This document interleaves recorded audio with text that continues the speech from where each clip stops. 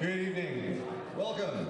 At 7:09 p.m. on October 30th, 2018, the Town of Dudley Town Meeting in the fall is now called to order. Our requirement for a quorum of 51 registered voters has been exceeded. Thank you all for coming out this evening. We will begin our meeting. Please stand to join me in the Pledge of Allegiance and then remain standing for a moment of silence. I pledge allegiance to the flag of the United States of America and to the republic for which it stands, one nation, under God, indivisible, with liberty and justice for all. Please remain standing. As you may have heard in the news, there were several acts of violence around the country this past weekend. I'd like to honor the memories of the victims of those acts of violence, but also the memories of several members of our town who provided service to us over the years, who have recently passed away or have passed away since the last town meeting.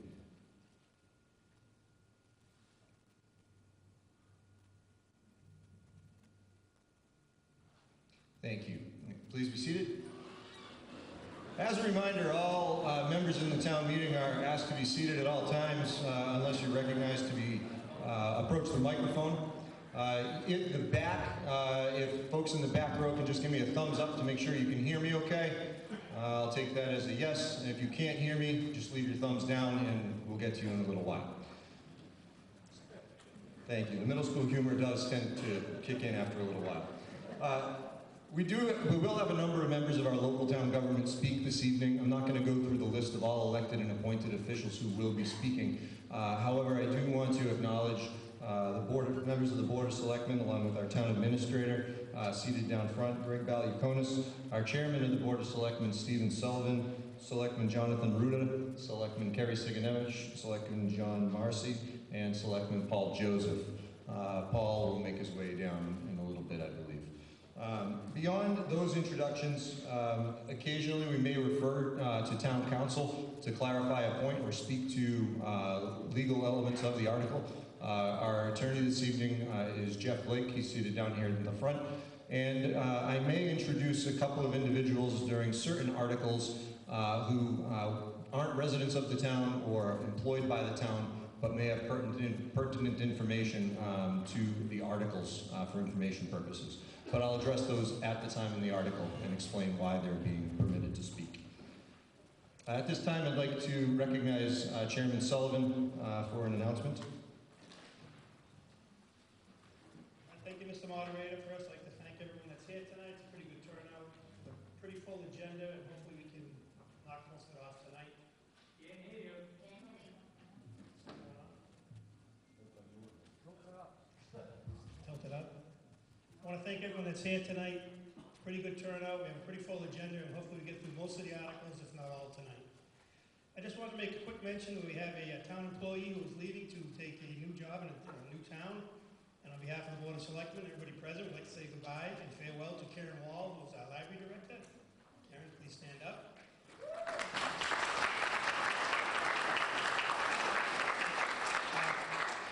The friends of the library and the library director's employees are putting on a goodbye ceremony for her on Monday, November 5th, 4 to 6 in the Fells Community Room at the library. And if you can't make it then, her last day is November 9th, so please try to stop by. Karen, we wish you well. Karen, my daughter Molly did some service down at the library this year, and she's a huge bookworm, very strong academic, athlete, dancer, well-rounded, takes after her mom clearly. But her time working in the library was really, really beneficial, and thanks for providing her and the other students at Dudley with those opportunities. It's really much appreciated on the educational side and definitely the dad side. So, great job. So we do have some announcements this evening before we get into the actual event. So please note that the evening will conclude tonight by 10:30. We will hopefully not take up any new business after 10:15 unless it's absolutely necessary or the end line is within reach. A second evening of town meeting is scheduled for October 30. That's tomorrow night at 7 p.m. here at Shepherd Hill in the event that we need a second evening. If you have the opportunity, please visit the Dudley Charlton Regional School District's website. There is a survey link. There's a search for a new superintendent that is going on, and the selection committee and the school committee is looking for information and feedback from members of the community. If you don't have a child in the school but you want to weigh in on the traits and characteristics of the next superintendent, please complete that survey. The search is getting underway, and a lot of public information about that search is also on the website.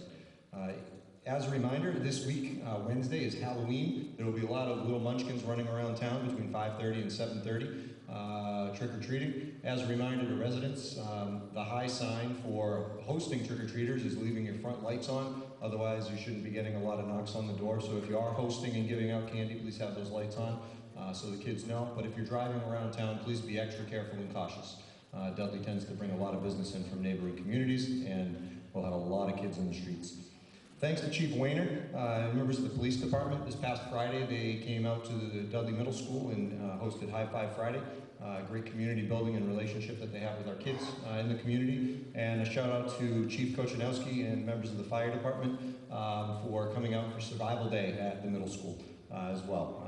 Taught the kids a little bit about first aid and how to remain calm in emergency situations. If you haven't figured it out yet, I am the middle school principal, so occasionally I inject a little bit about those experiences. As a reminder again, early voting is open until November 2nd.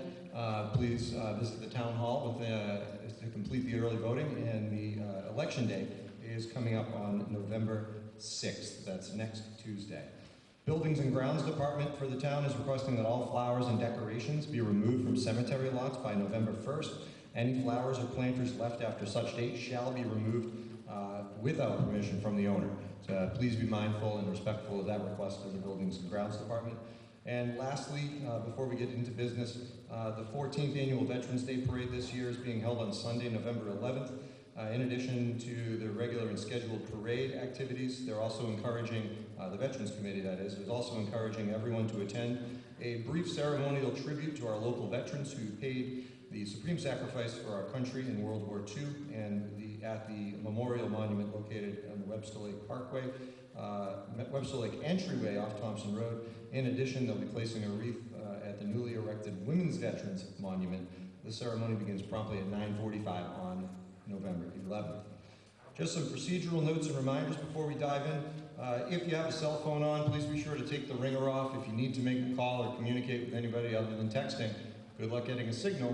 Please head on out to the cafeteria or outside. I will be providing occasional updates starting at about 8:16 with the Patriots score updates. So no need to be watching. Yeah, I'm going. It's okay. We're going to be here well past 8:20, I guarantee it. Procedural rules we can dispense with.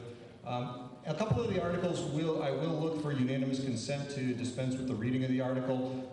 For really lengthy articles, I'll look to dispense with the reading, and then if there are discussion points, I'll look to go in sequential order of the sections within the articles themselves.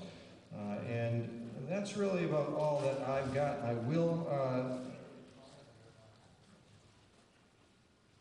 Now we can get rid of pages 4, 5, and 6 of these remarks. No, again, that was a joke. You can chuckle. I'm going to go ahead and dispense with the reading of the article. Please welcome up Laura.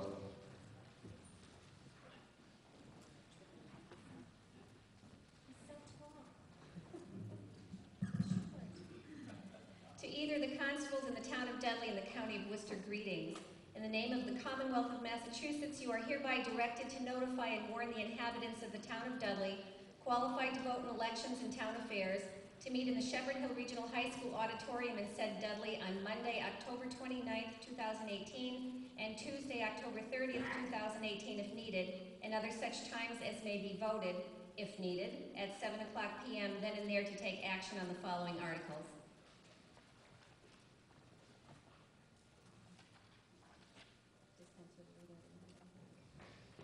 Let's dispense with the reading of the warrant.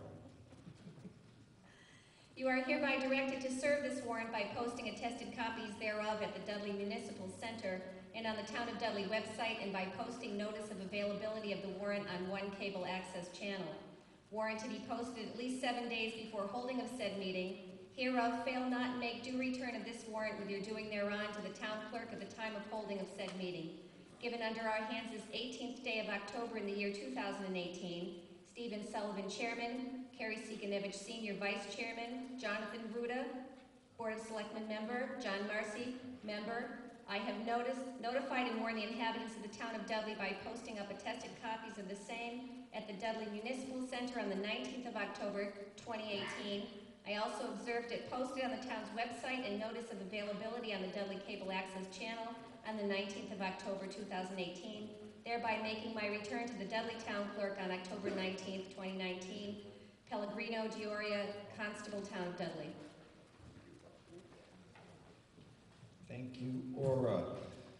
Be an auctioneer in my next I think you've got it in you.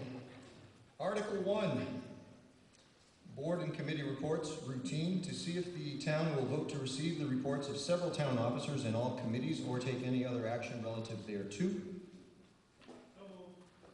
Motion and a second. Any discussion? All in favor? Aye. Unanimous. That was an easy one, thank you. Article 2, Board of Selectmen, warrant article recommendations. Routine, to hear and act on the recommendations of the Board of Selectmen and the Finance Appropriation Advisory Committee or take any other action relative thereto. Moved and seconded. Discussion.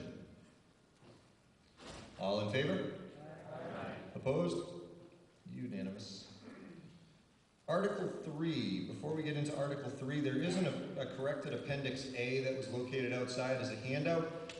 If you printed your warrant off of the website or received it earlier, there were one slight change. Really, it's the total amount as it's printed here this evening. To see if the town will vote to determine the sums of money the town will raise and appropriate, borrow, or transfer from any available funds to defray the supplemental charges and expenses of the town, and including debt and interest for fiscal year 2019, voted under Article 4 of the May 21st, 2018 annual town meeting, or take any other action relative thereto. Motion's been made and seconded. Any discussion? Mr. Blake? We're going to have to identify a funding source. You've got 3 funding sources in there, so the motion is to identify the funding source. Okay, thank you. Mr. Mayor? Yes, please. Thank you, Mr. Moderator. The FAA recommends that we approve Article 3 and raise and appropriate a total of $120,100 to be added to the fiscal year 2019 budgets voted under Article 4 of the May 21st, 2018 annual town meeting as specified in Appendix A. And I so move. Motion's been made and seconded. Discussion, Mr. Valiakonis. Just to clarify, these are the amounts that at the annual town meeting, I said we couldn't fund, and if we had enough money, we would come back and fund these things in the fall town meeting.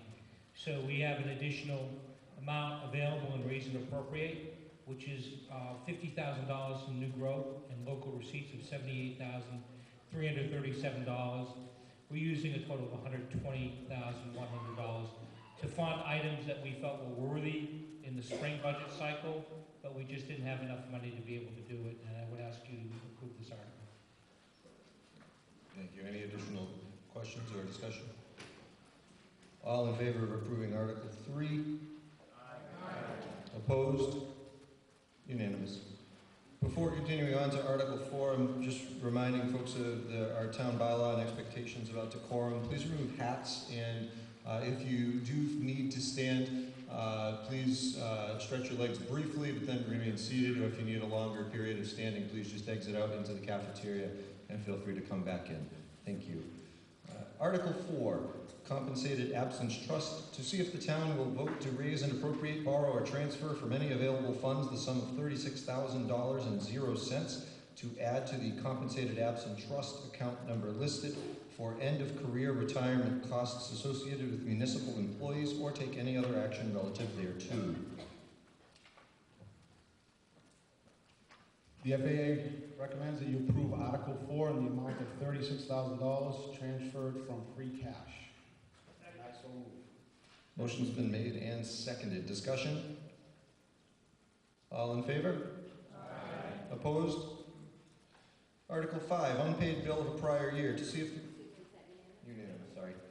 Article 5, unpaid bill of a prior year. To see if the town will raise and appropriate, borrow, or transfer from available funds the sum of $180.00 to pay an unpaid bill to the Worcester Telegram and Gazette from fiscal year 2018, or take any other action relative thereto. The FAA recommends you approve Article 5 in the amount of $180 transferred from free cash with a 4/5 vote. Motion's been made and seconded. This does require a 4/5 vote. We'll try a voice vote to start. All in favor? Aye. Opposed? That was loud and clear, unanimous. Thank you. Article 6, unpaid bill of a prior year. To see if the town will vote to raise and appropriate, borrow, or transfer from available funds the sum of $1,998.00 to pay for an unpaid bill in May 2018 to Select Print Solutions for the town annual report, or take any other action relative thereto. The FAA recommends you approve Article 6 in the amount of $1,998 transferred from free cash with a 4/5 vote, and I so move. Motion's been made and seconded. Discussion? Seeing none, we'll call for a vote. All in favor of approving Article 6? Aye. Opposed? Unanimous.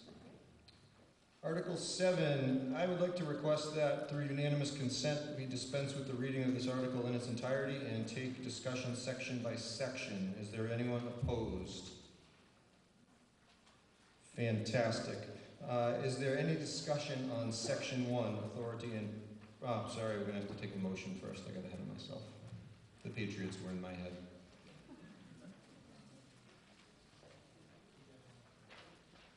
The FAA will defer to the Board of Selectmen for a motion. Board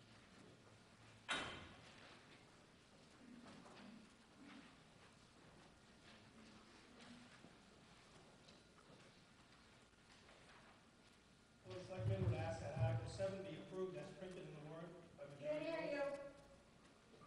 That's twice. Board of Selectmen would ask that Article 7 be approved as printed in the warrant by majority vote, and I so move. Motion's been made and seconded. Is there any discussion for Article 7? Yes, Mr. Valiakonis, and then to the middle. Good evening, ladies and gentlemen. I just want to give a real quick update.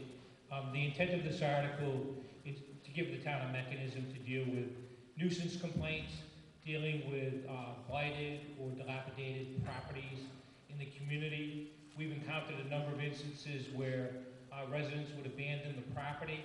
This gives the town the ability to levy fines.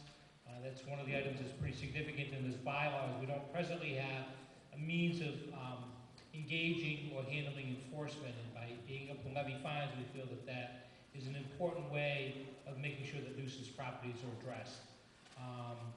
Thank you very much. Thank you, Mr. Valiakonis. Yes, sir. As a reminder, members of the public, as you approach the mic, be sure that you state your name clearly as well as your address or record. Thank you. John Breyer, 16 Blacksfield Road. I'm a private citizen here. I'm going to ask that the people vote against this article for the primary reason that it's very broad, very arbitrary, and if you really read it, I mean, overgrown vegetation. For 300 years, Dudley has operated without a nuisance bylaw.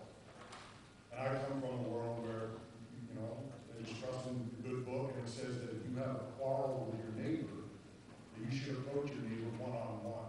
And I just think government, people can't look to government to solve all their problems. I've been blessed with tremendous neighbors where I live today. But I really believe that if the town adopts this, this will become, rather than a tool, it will become a weapon in the hands of neighbor versus neighbor dispute. And I often, think that when someone does have a problem with a dilapidated structure or something like that, it's usually financially why they can't fix it. People, seniors may not be able to maintain their lawns. People get sick. They may not be able to maintain their buildings. And rather than adopting a bylaw, maybe adopt adopt an internal rules and procedures where the Board of Selectmen can set up an informal arbitrary panel. And if someone does have a structure that is dilapidated, or someone does have an issue, see if it's financially driven, and if there's a bunch of volunteers that can help solve it. But I think if you pass this, you're weaponizing neighbor versus neighbor dispute. So I would just ask everybody to really think about that and vote against it. Thank you. Thank you, Mr. Breyer. Mr. Ruda? The reason that we are proposing this bylaw is because Mass General law is very arbitrary. It's very vague. And the way that it's presented, it gives the Board of Selectmen, the town, enormous power to enforce things like this, without any sort of a roadmap, without any sort of a definition, and without any sort of way to evenly apply this to everyone who comes before us with a complaint. Mass General law already gives us that authority to do that. This better defines it. This gives everybody a process to sit down and discuss things before we go right to court, or before the Board of Selectmen decides to impose a fine or take out any other action. It's a very specific process. It's a roadmap to resolving issues rather than to pit neighbor against neighbor. The way Mass General law is now, this bylaw kind of dials it back. If we follow Mass General law the way it's written now, that law essentially goes 0 to 60. And we've seen that happen over the past 4 or 5 years with several structures in town. So I understand what Mr. Breyer is concerned about, but that's exactly what we're concerned about, the way this is already on the books, the way this is already state law that's on the books that gives us the authority to do it. So I would definitely ask everyone here to really consider whether you want to have a process that allows us to do this, as we've done in the past, or do you want to just leave it up to a very arbitrary Mass General law and just give us broad sweeping authority to do it the way we best see fit. So I urge you to vote in favor of this bylaw. Thanks, Mr. Ruda. Yes, sir. Jason Peace, 2 Queen Circle. I also disagree with this bylaw. It is overly broad. There's a few things I'll point out just so folks are aware. So the definition of blight is extremely broad. If there's any condition that seriously impairs, bring that to a court of law and define to me what seriously impairs me relative to the value of other lots. What is that going to be? So you need to look at the actual language in this bylaw. There's other things in here that I'm very concerned about. For example, this would give the enforcing agency the ability to fine someone for not removing snow from their property.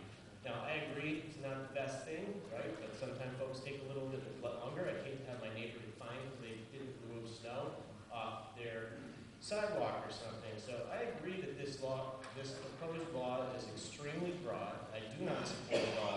It can be revised in a manner which is a little more specific and takes out some of the concerning things like overly broad definitions of blight, dilapidated, and then things about snow removal.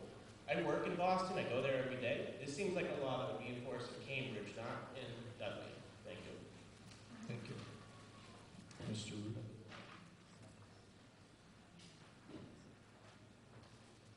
The way Mass General law is now, there is no definition of blight at all. It's up to us to decide what blight is. Same with building dilapidated nuisance. All these things are not defined currently for us to the extent we need them to be defined. So this is a starting point. This gives us something to work off of. I mean, according to this proposed bylaw, blight is any condition that seriously impairs the value, condition, strength, durability, or appearance of real property. You have to prove those things in order for us to move forward with any sort of a fine. It has nothing to do with the color of your house, the length of your grass, or anything like that. It's public safety. It's public property values that we're talking about here. So we have to start somewhere. We have to start defining things that we have the enforcement authority over. So again, I urge you to approve this. Thank you. Mr. Sullivan?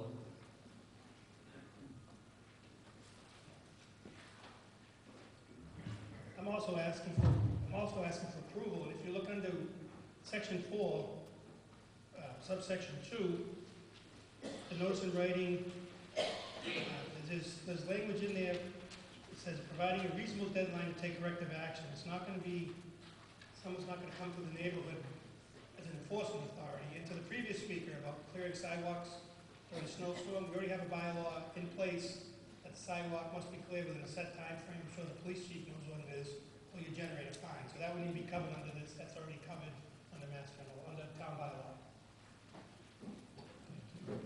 Yes. Richard Raymond, Corbin Road.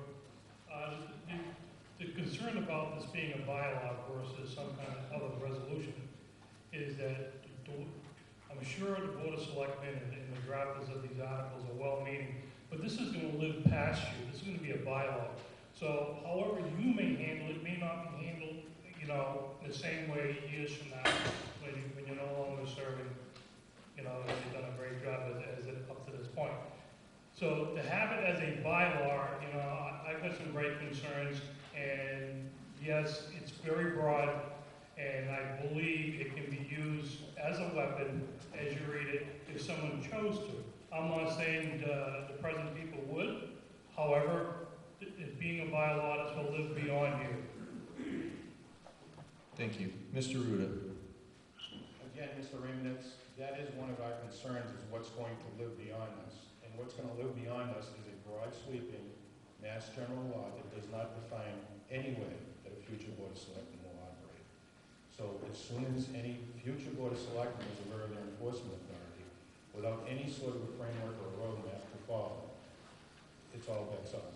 So this is the first step in establishing a framework that involves arbitration, that involves discussion, that involves compromise, as opposed to going 0 to 60, neighbor versus neighbor, as Mr. Breyer brought up earlier. It has nothing to do with the length of your lawn, the color of your house. I mean, the previous speaker mentioned Cambridge. That's what you get in Cambridge. This is, your house is falling down. Your house is seriously impacting your neighbor's property value. We need a framework to start with, as opposed to a vague, broad swept overview of Mass General law. So, again, I urge you to vote in favor of this. Yes, ma'am.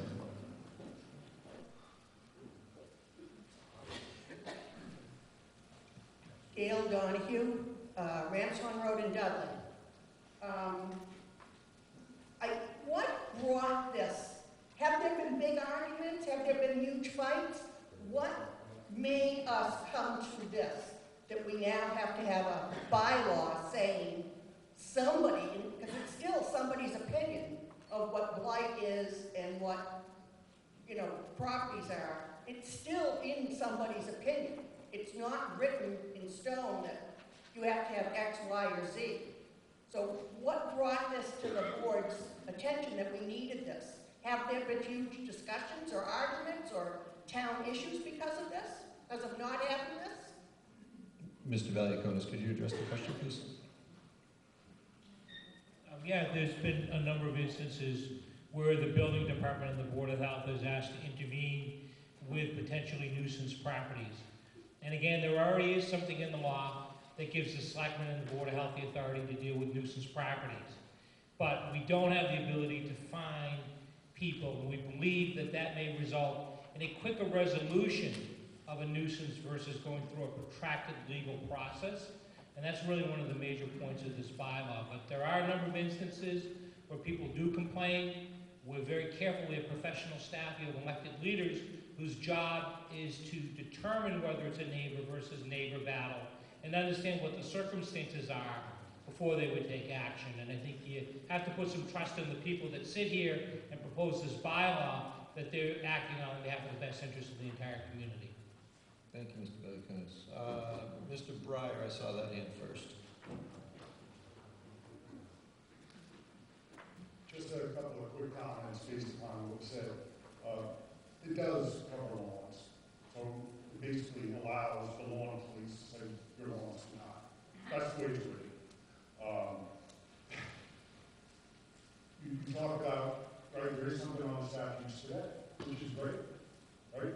And you as an elected board are held accountable for your decisions every 3 years, which is what it should be, because having board and giving the board of selectmen discretion to handle cases one-on-one and find neighborly resolutions is the way it should be done.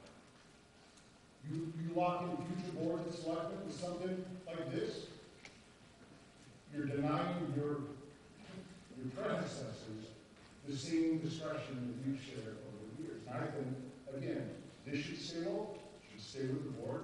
As you said, dilapidated structures, building inspector already has the right to condemn, right? The Board of Health, there's already rules on the board, in the bylaws. Abandoned cars, there's already rules, in the bylaws.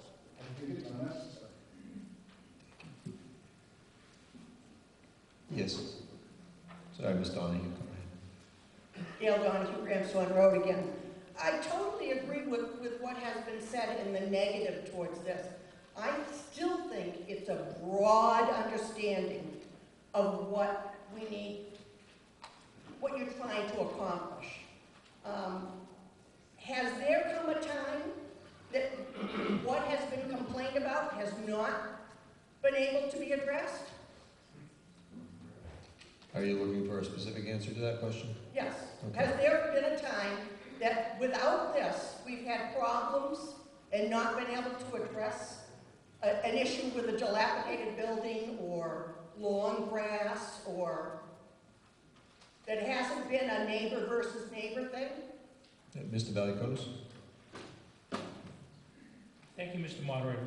There have been instances where people have walked away from their property and left trash and debris. The town would prefer that it doesn't use municipal funds to clean up private property. And if we have the ability to fine individuals for violations, that may avoid the instance where we're using public money to clean up property that's the responsibility of private interests. So there have been instances where people have walked away from their property and the town has been compelled to take action. I get that. So why isn't the stipulation just that? People that walk away from their property. Why is it involving me or my neighbors?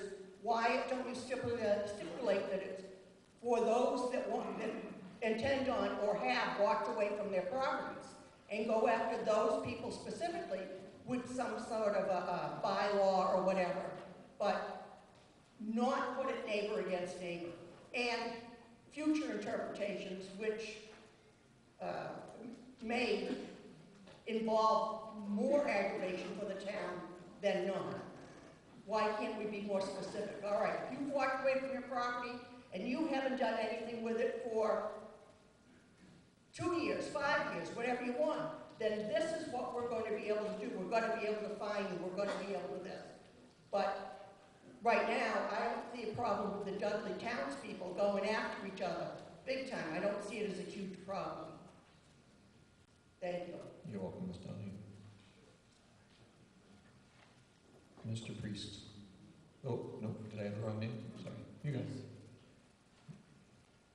Jason Pease, Queen Circle. I'll make just a couple more comments here. So if we already have we already have a bylaw in regards to snow removal. I'm a little concerned that this was not reviewed. This seems like a copy and paste from another bylaw probably.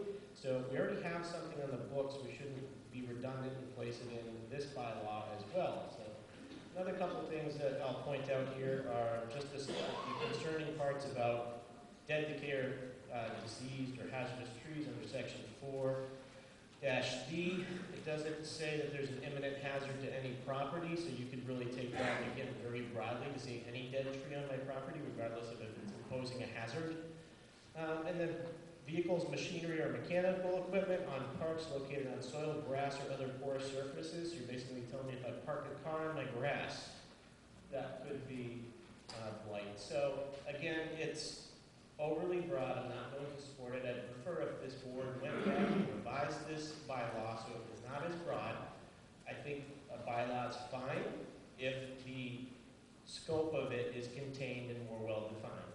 Thank you. Mr. Fox.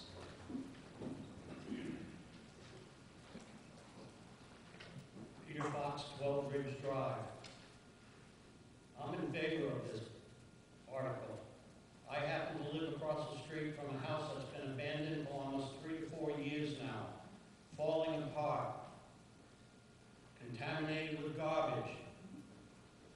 I need to have a resource to get that changed. This bylaw will certainly help that happening. The value of my property is going down because of the house across the street from me, and I support Yes, sir.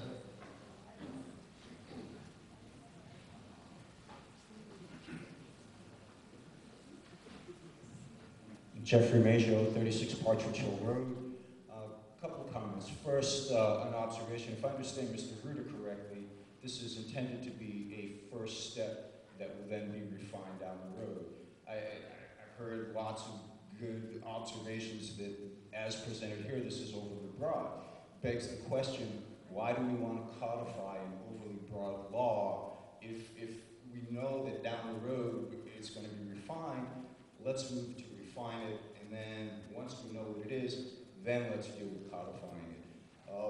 To this gentleman here who was talking about he's got a house across from him that's been abandoned for 3-4 years, I guess my question is, I was pretty sure I heard somebody say that the town already has a mechanism for handling that, and you know, this is to try to avoid the town having to spend money to do that. Well, if the town has a mechanism for handling an abandoned house, why 4 years later is this gentleman still impacted by it? And I say this as a townsperson who for about 2.5 years had an abandoned property next to us. At no point until the bank and the market finally addressed getting somebody in that house, I didn't see the town step in to deal with that in any way, shape, or form. Thank you. You're welcome. Ms. Donahue, I'll allow you to the mic one last time for this article. Again, I am stating what would help this gentleman here is that we fine-tune it to abandoned properties. And you can give a time limit on that abandonment, something like that, but to broaden it out to everything, I think it's too broad, and I think we need more work on this before we pass it as a bylaw for Dudley. Thank you.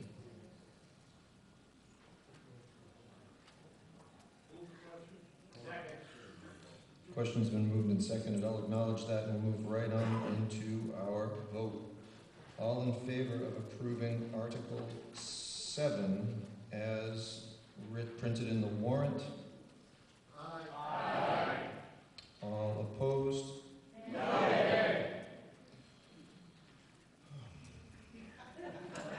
Well, from where I sit, I'm going to have to go ahead and ask for a hand vote. Do we have our counters in the room? Where might our counters be?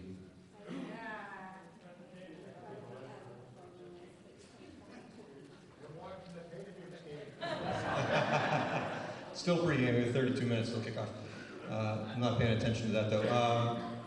We can do this the old-fashioned way. I'll go ahead and I'll ask all the ayes to raise your hand, and I will count until our counters come in. Those middle school kids. Thanks. Next town meeting. I'm coming down. All right, everybody in the room knows who Bill Donahue is. I just don't have a wireless mic.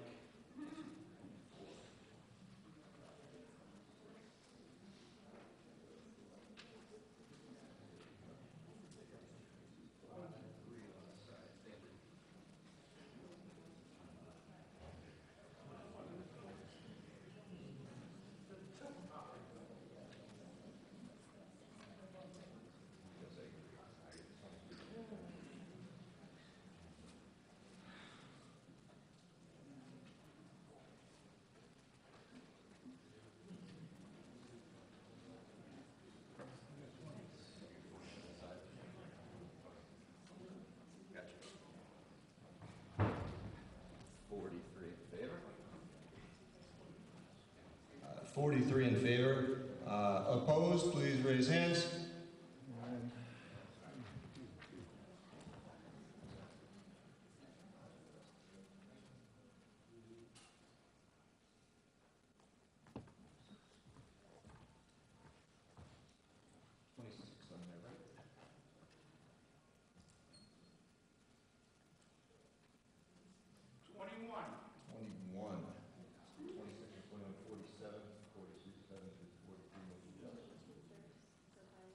No, it's a majority vote. Majority vote. Total count? 47, 43? 4743, Article 7 fails. Article 8, to see if the town will vote to raise and appropriate, borrow, or transfer from available funds the sum of $5,000.00 to the Finance Appropriation and Advisory Committee Reserve Account number listed to increase total from $15,000 to $20,000 for fiscal year 2019, or take any other action relative thereto. The FAA recommends that you approve Article 8 as printed in the warrant, with the source of funds being raised and appropriate the sum of $5,000. Motion's been made and seconded. Discussion? All in favor of approving Article 8? Aye. All opposed? Unanimous. Article 9, to see if the town will vote to create a general stabilization fund for the purpose of depositing all solar lease funds from old landfill located on India Road, or take any other action relative thereto. Yes, thank you. Scribner's error, Indian Road, not India Road. The FAA recommends that you approve Article 9 as printed in the warrant, with a 2/3 vote. Motion's been made and seconded. Discussion? Seeing none, we'll call for a vote. All in favor of Article 9 approving as printed in the warrant? Aye. All opposed? Unanimous. Article 10, to see if the town will vote to raise and appropriate, borrow, or transfer from available funds the sum of $13,303.33 going to the maturing debt interest account number listed for the first payment of the interest on the Dudley Municipal Complex roof and HVAC loan, or take any other action relative thereto.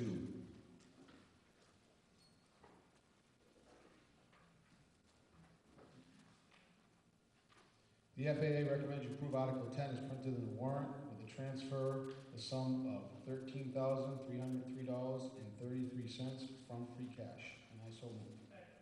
Motion's been moved and seconded. Discussion? All in favor of approving Article 10 as printed in the warrant to transfer the sum of $13,303.33 from free cash? All in favor? Aye. Opposed? That's unanimous. Article 11, to see if the town will vote to raise and appropriate, borrow, or transfer from available funds the sum of $2,552.55 to the Assistant Treasurer Collector Salary account number listed, or take any other action relative thereto. The FAA recommends you approve Article 11 with raise and appropriate the sum of $1,000, and I so move. Motion's been made and seconded. Is there discussion? Seeing... Sorry, yes.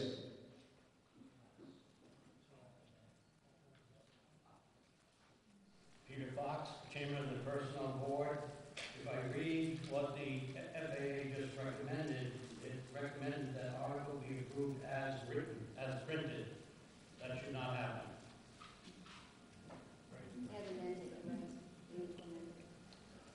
That is correct. As printed? No, it should be as amended. Thank you. Please. The FAA recommends to approve Article 11 as amended with raise and appropriate the sum of $1,000, and I so move. Motion's been made and seconded. Any discussion? All right, I don't see the shadow of your hand this time, Mr. Fox. I'll call for the vote. All in favor? Aye. Opposed? That's unanimous. Article 12, to see if the town will vote to raise and appropriate, borrow, or transfer from available funds the sum of $2,653.73 to the Treasurer Collector Salary account number listed, or take any other action relative thereto. The FAA recommends that we pass over Article 12 as printed in the warrant, and I so move. Motion's been made to pass over Article 12 and seconded. Is there any discussion? All in favor? Opposed? That's unanimous. Article 13, to see if the town will vote to raise and appropriate, borrow, or transfer from available funds the sum of $2,380.00 to the Library Custodial Services account number listed, or take any other action relative thereto. The FAA recommends that you approve Article 13 as printed in the warrant and transfer the sum of $2,380 from free cash, and I so move. Motion's been made and seconded. Discussion on Article 13? Seeing none, we'll call for a vote. All in favor of Article 13? Aye. Opposed? That's unanimous. Article 14. Through unanimous consent, I'd like to dispense with the reading of this article. Is there anyone opposed? Fantastic. Mr. Mayor?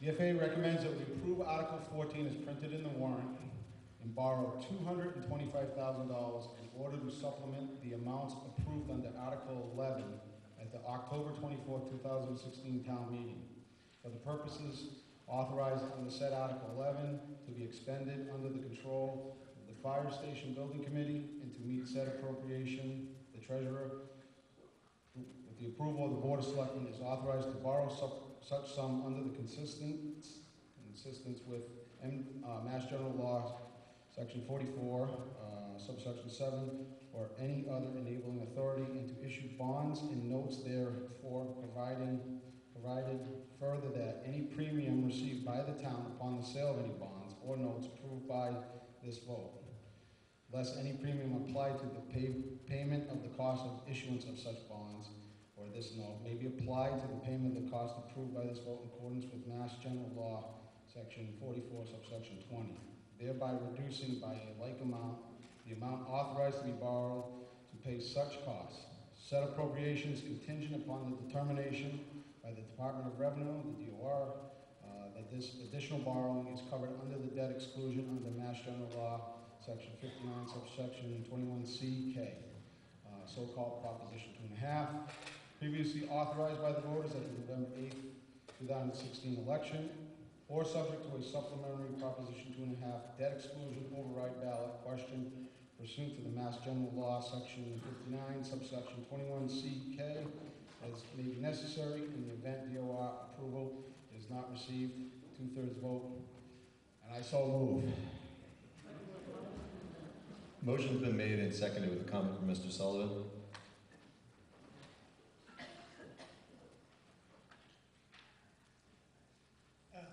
Second that, and with the approval of the Board of Selectmen, with the town administrator, on behalf of the Fire Station Building Committee, we are asking for this amount to pass. Thank you. Mr. Valiakonis. Thank you, Mr. Moderator. Ladies and gentlemen, the requested amount is necessary due to unforeseen conditions on the site that came about after the project began.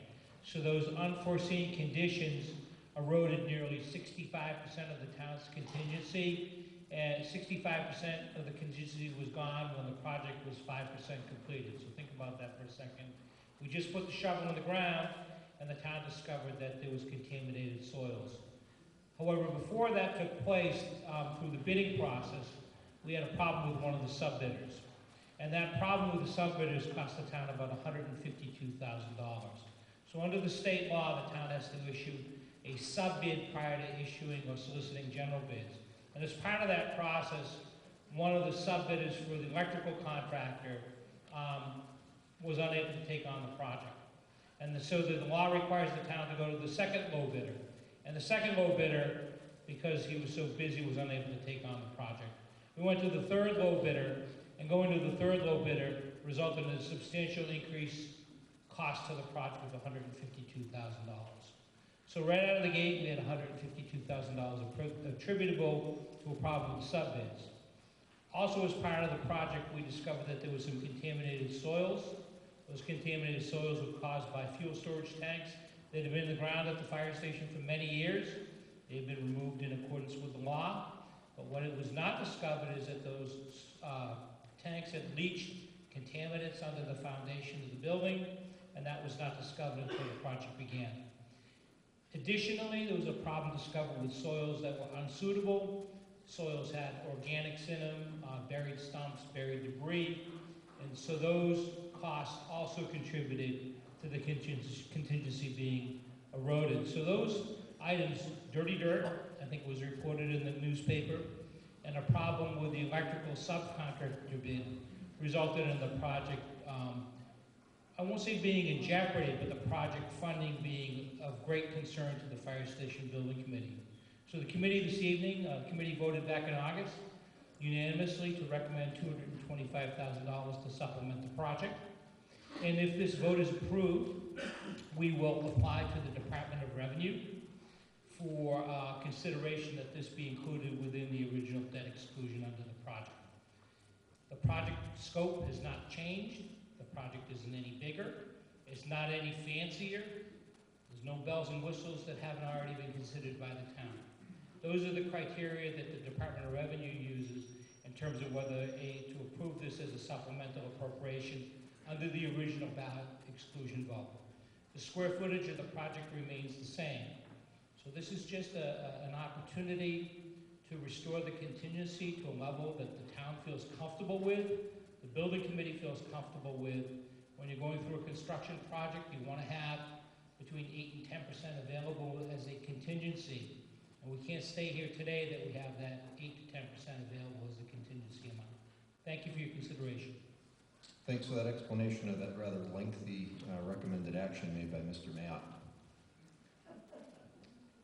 Additional discussion or questions? Yes, sir.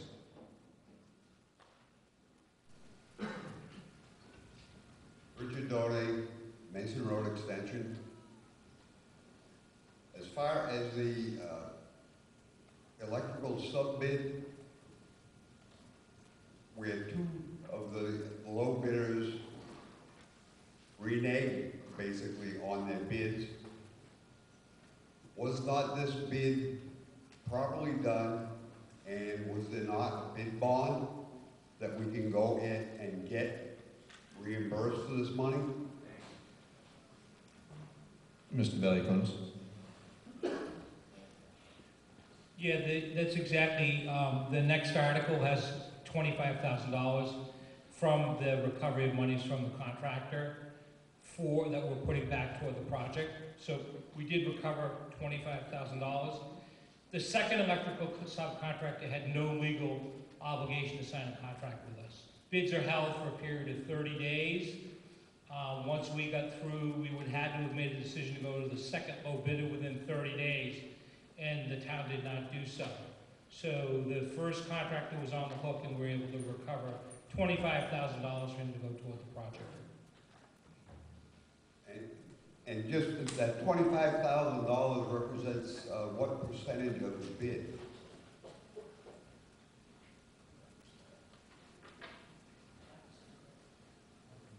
$5%.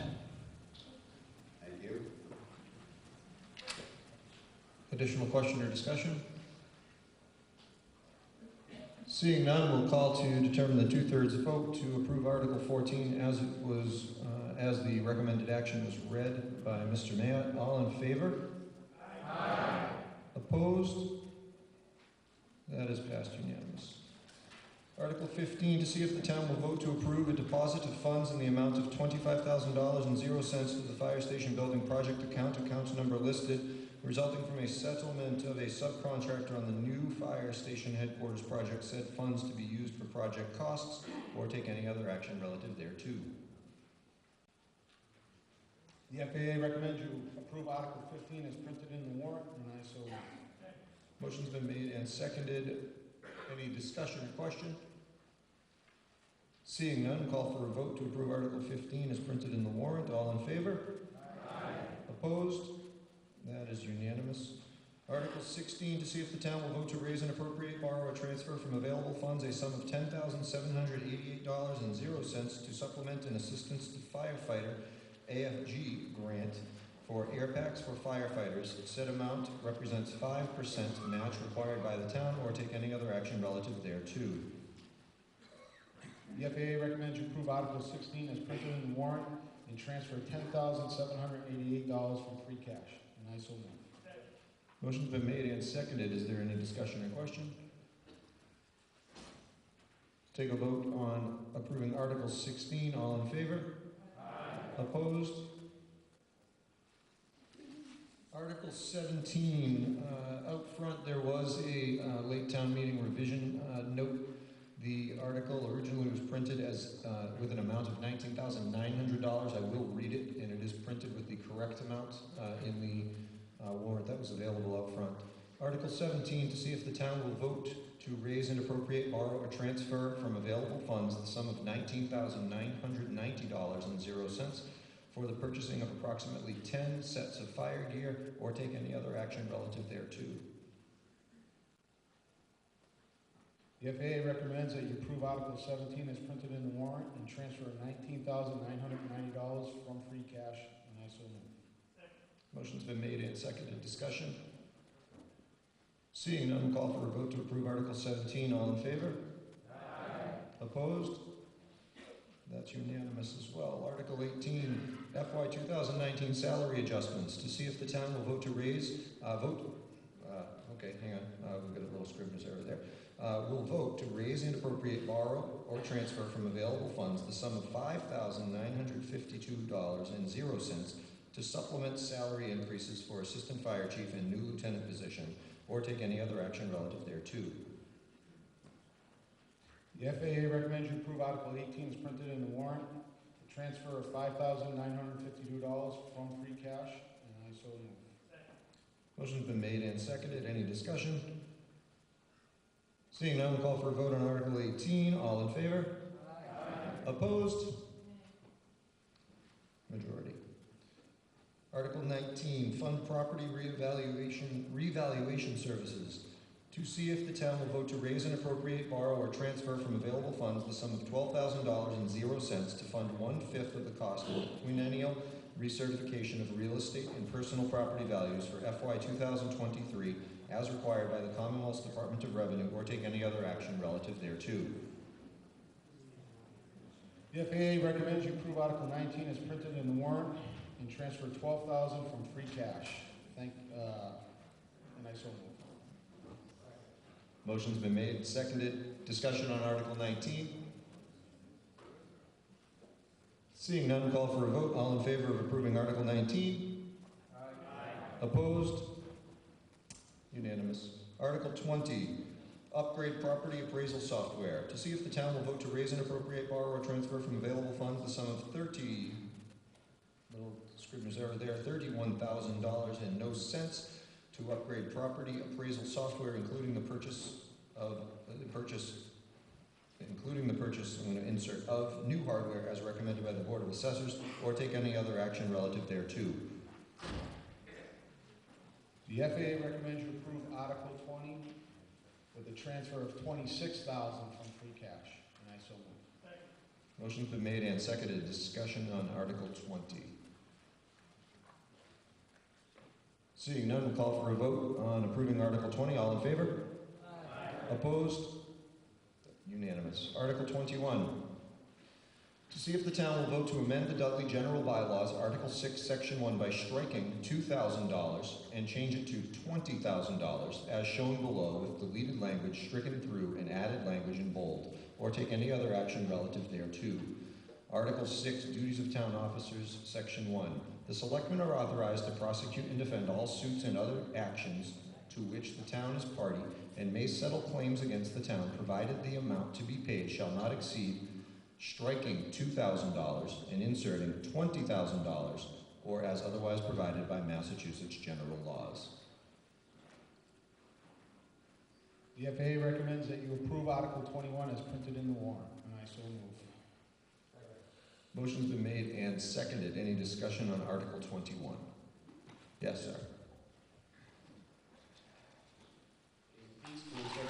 What is the comparable amount for either surrounding towns or similar demographic towns, just as an information point?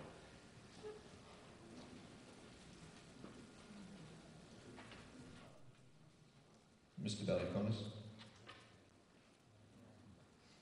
That's a good question, and unfortunately I don't have an answer for you. Each town gives the authority to the selectmen in whatever amount they determine. We just felt as though the $2,000 was probably an old amount.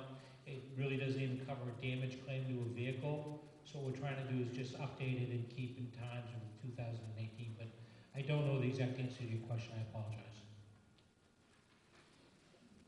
Additional questions or discussion? Mr. Ruda? Mr. Valiakonis just said, $2,000 is, it's very difficult to negotiate a settlement. It doesn't need to go to court to save the town money, taxpayer money. At $2,000, that's an outdated limit.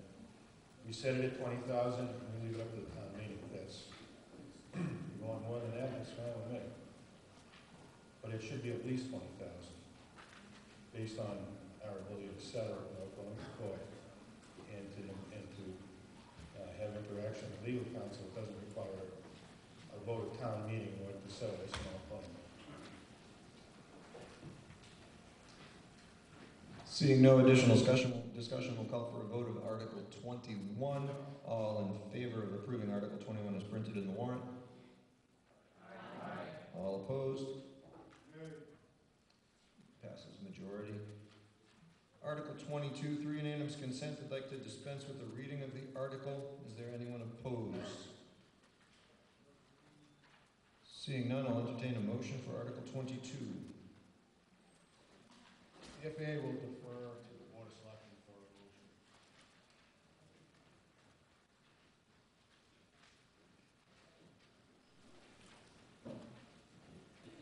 The Board of Selectmen recommend that this article be approved as written and as amended. Second. Motion's been made and seconded. Yes, discussion, Mrs. Donahue.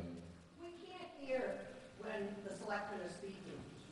They're not either talking into the microphone, or we just can't hear them. Okay, we can have Mr. That's Reed. one ear. We'll let Mr. Reed read that. With the other one, but this whole group can't hear. Okay? All right, we'll keep the comments in the gallery to a minimum. We got the point. We'll address the volume. Thank you.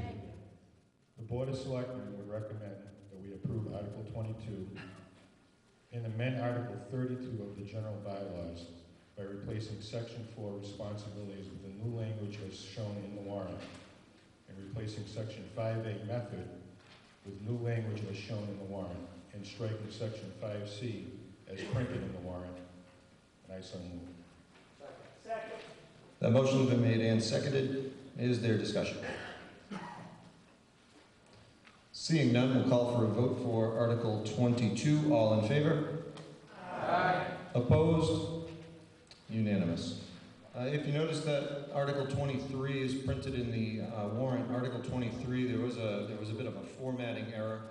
Article 22 had Article 32 in the language, and the autocorrect immediately took over and bumped us down to 32 somehow. So disregard Article 23.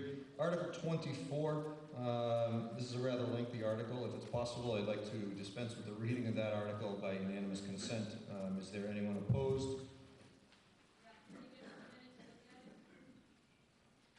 Yes, I will give 1 minute to look at the article before reading it for 5 minutes.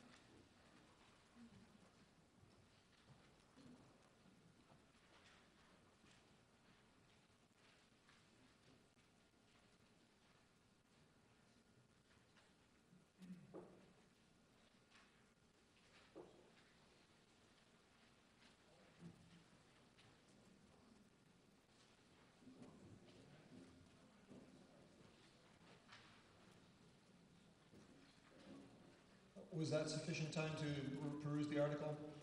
All right, thank you. Is there anyone opposed to dispensing with the reading at this time? Fantastic. I'll entertain an motion for Article 24.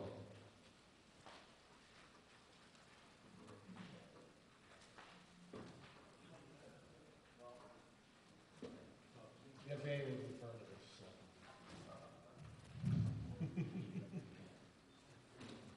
I make a motion that the article is passed as written?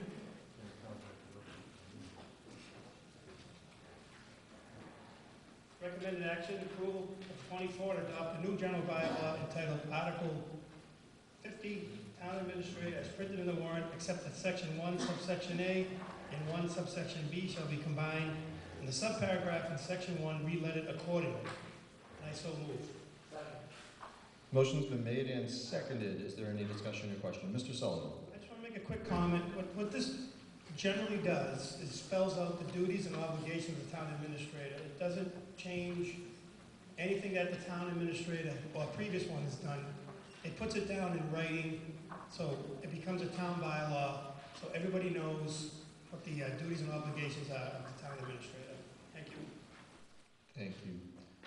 Yes. I just have one question. Can you hear me? I'm sorry. You're going to have to come up to the mic for the public. Thank you.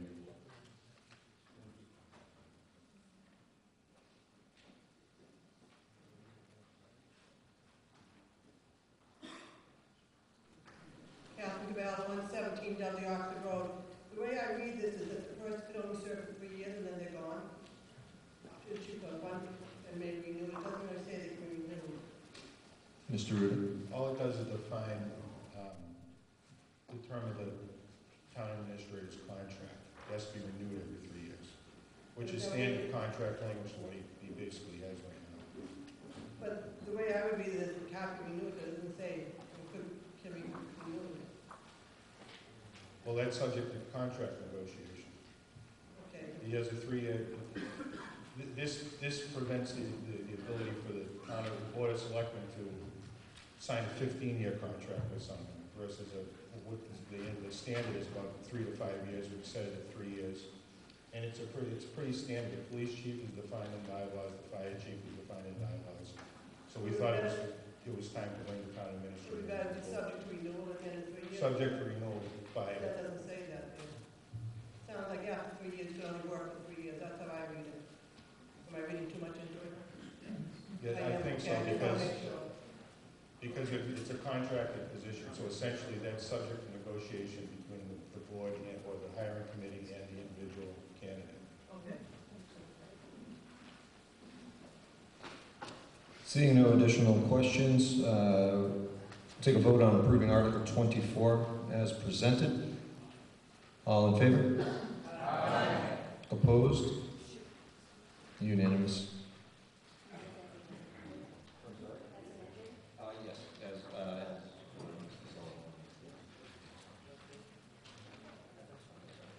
Article 25.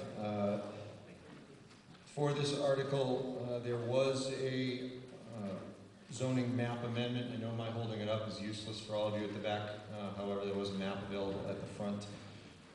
To see if the town will vote to amend the zoning bylaws and zoning bylaws map relative to large-scale ground-mounted solar photovoltaic installations by amending Section 3 Special Use Regulations 3.12.00 large-scale solar photovoltaic 3.1202 applicability. Second paragraph by adding the following phrase immediately following the words with the town clerk at the existing end of said paragraph, with such additional language shown in bold below.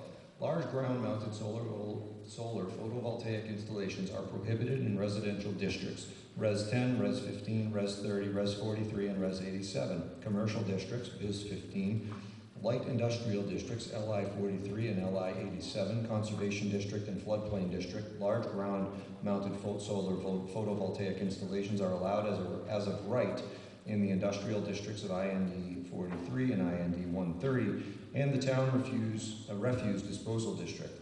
In the solar overlay district, on the lots which contain an area of not less than 4 acres, the construction and use of large ground-mounted solar photovoltaic installations shall require a special permit issued by the planning board in accordance with the procedures outlined in section 5.01.04 of the zoning bylaws. Said solar overlay district is hereby superimposed on the underlying solar district, zoning districts as shown on the map entitled Zoning Map Amendment, Proposed Solar Overlay, District Parcel 21213, Oxford Avenue, dated October 6, 2017, which map is hereby made a part of the zoning bylaws and official zoning map and is on file in the office of the planning board and the clerk, and as shown on the map entitled Zoning Map Amendment, Proposed Solar Overlay District, Parcels 215-019-00000 and 215-019-001-000, 99 Ramshorn, Dudley, Mass., dated March 2018, which map is hereby made a part of the zoning bylaws and official zoning map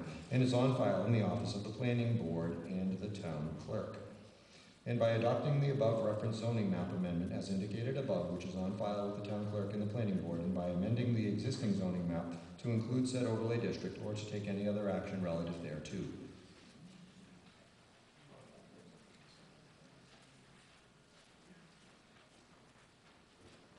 The FAA will defer to the planning board for a motion. The planning board recommends that approval of Article 25 as written in the warrant.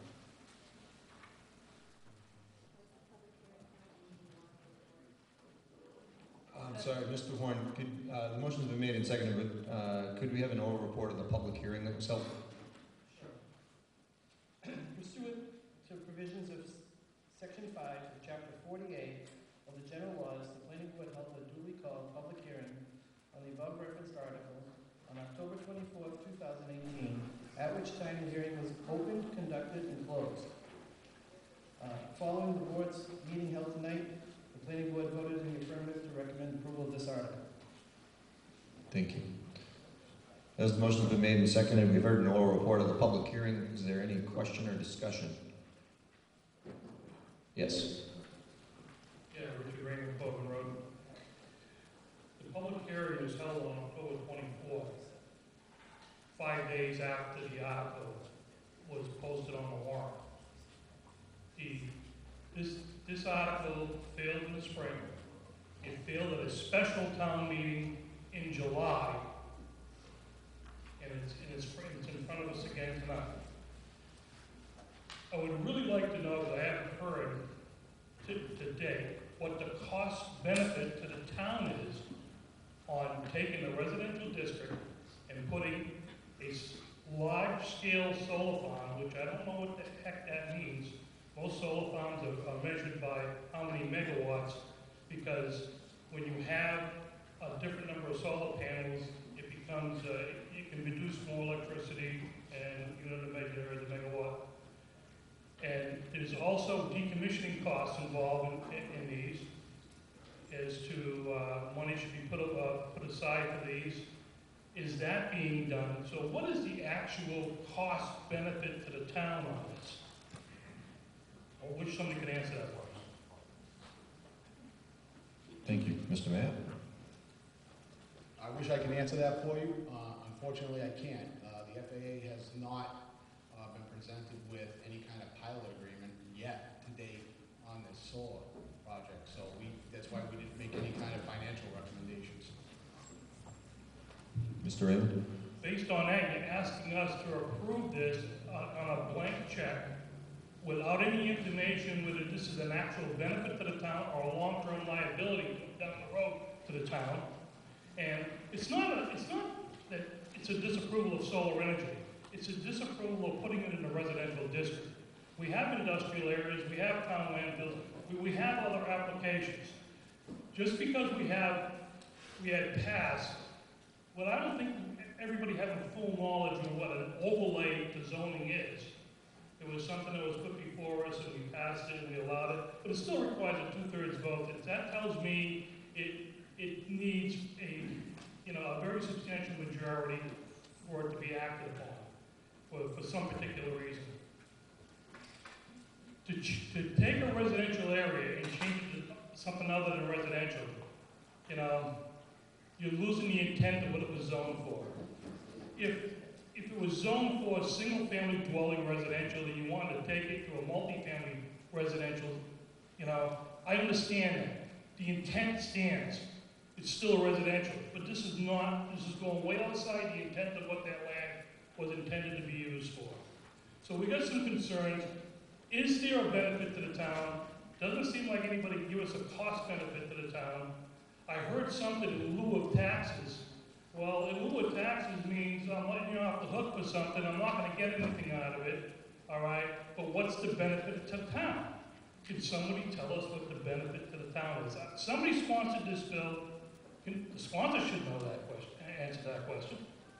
Come to Mr. Valiakonis, come to the back of the room. Thank you, Mr. Moderator. Typically, a payment in lieu of tax or a pilot agreement doesn't get negotiated at this point in the project. It gets negotiated when the project is going through planning board site plan approval and the project is outlined to be approved by the powers to be. So it's not unusual at this point to not see a pilot agreement. However, the developers have approached me and indicated their willingness to do so. I think I'm not here to speak on whether solar is appropriate in the zone or not appropriate in the zone. But the benefit to the town and the benefit to the residents who live on that street is the road will be completed. And the road, which has been unaccepted and below town standards for many years, will be completed at no cost to the town and no cost to the residents. And the town has a written agreement with the developer from back in August when this issue originally came up to complete that road. So the benefit is no town monies will be expended in completing a road and bringing it up to standards necessary for acceptance.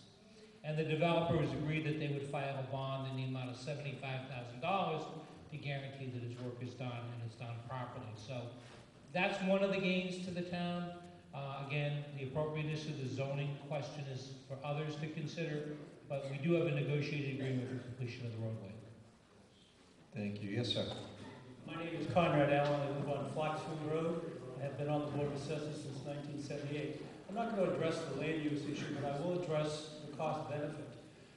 I may have my numbers a little wrong here, but I believe it's $7,500 to educate a student in the town of Dudley. If you look at that road, there was probably 20 students on Partridge Hill Road. That's a lot of money that the town expended. When you have solar use, there are no demands on the school department, there are no demands on the fire department or the police department. It is just a plus income when you look at the expenses for the cost of services that residential housing requires. So it's pure profit to the town. Again, I'm not talking about the residential zoning versus solar, but it is a plus as far as that goes. A pilot program means payment in lieu of taxes.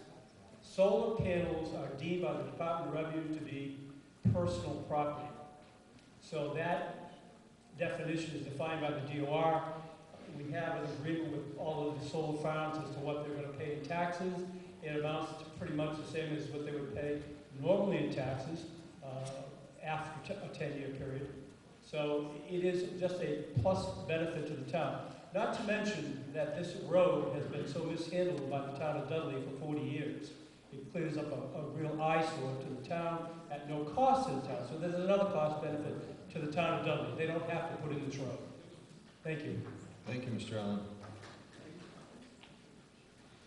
Mr. Raymond? I don't disagree with what he's saying in theory. However, but I think there's some other areas that we have to really consider. There have been several towns around the state, as well around the country, who have dealt with this problem, and it's called, and the biggest problem in the liability is in decommissioning. Money has to be put aside. The typical 3-megawatt solar farm in Massachusetts, the town of Athol just dealt with it in February of this year. The decommissioning cost is going to be over $280,000. That money has to be put aside. We're asking to vote on something here tonight. We don't have full information on it. We're asking to give a blank check to the town and authorize them to go ahead and do something when we don't know what the final results will be. Okay?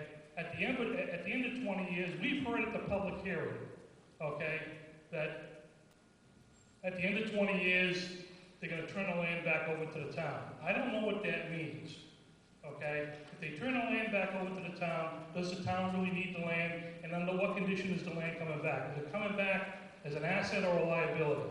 And if there's over $280,000, cost of decommissioning, all right, and they abandoned it, all right, who has to pick that up? It would be the town. And that by the way, that $280,000 is a number given after they backed out all recycling costs. All right, to recycle the solar panels and all the other components that went with the solar farm. So it's actually substantially more than $280,000, and that's at today's cost. Keeping in mind, if it was turned back over to the town, okay, it is now municipal property, and if it's municipal property, you're also dealing with the prevailing wage law. So it's not like you've got a private contractor coming in, you've got a set figure on a prevailing wage for that, and all its labor, which will be higher than maybe a private contractor can deal with. So I got some great concerns about just tonight taking this project and saying, you know, go ahead and go with it without having the full information and knowledge of what does it mean. The negotiation should have taken place. There should have been something that was done, you know, to be presented to the town people here tonight so they could vote on what actually needs to be done. And is it a benefit of town? We can say it's a benefit by sugarcoating it. And insofar as my 4 children going to the school system, I'm sorry they were a burden on the town during that time. You know, that happens everywhere. I'm still paying taxes. People on Partridge Hill Road after their kids get out of school are still going to be paying taxes. Those aren't going to be paid for. It's residential. It should remain residential unless there is a substantial benefit to the town. We want a solar farm? Put it on a landfill. Put it in the industrial park. We've got land in town where you can put a solar farm. Put it there. Thank you, Mr. Raymond. Mr. Sullivan, prior to Mr. Sullivan speaking, just a point of reference, I did have the same figures that Mr. Raymond shared in the total cost after 20 years at a 2.5% inflation rate of $287,000 and change. The anticipated cost, if it were done today, would be $175,000. So, you know, the total amount that Mr. Raymond shared was there. If you are, as a speaker, going to be coming in and citing studies or facts, please be specific about the source so that others who haven't had an opportunity to identify those have a chance to vet your statements. Other than that, things are going great tonight. But thank you for bringing those figures up, Mr. Sullivan.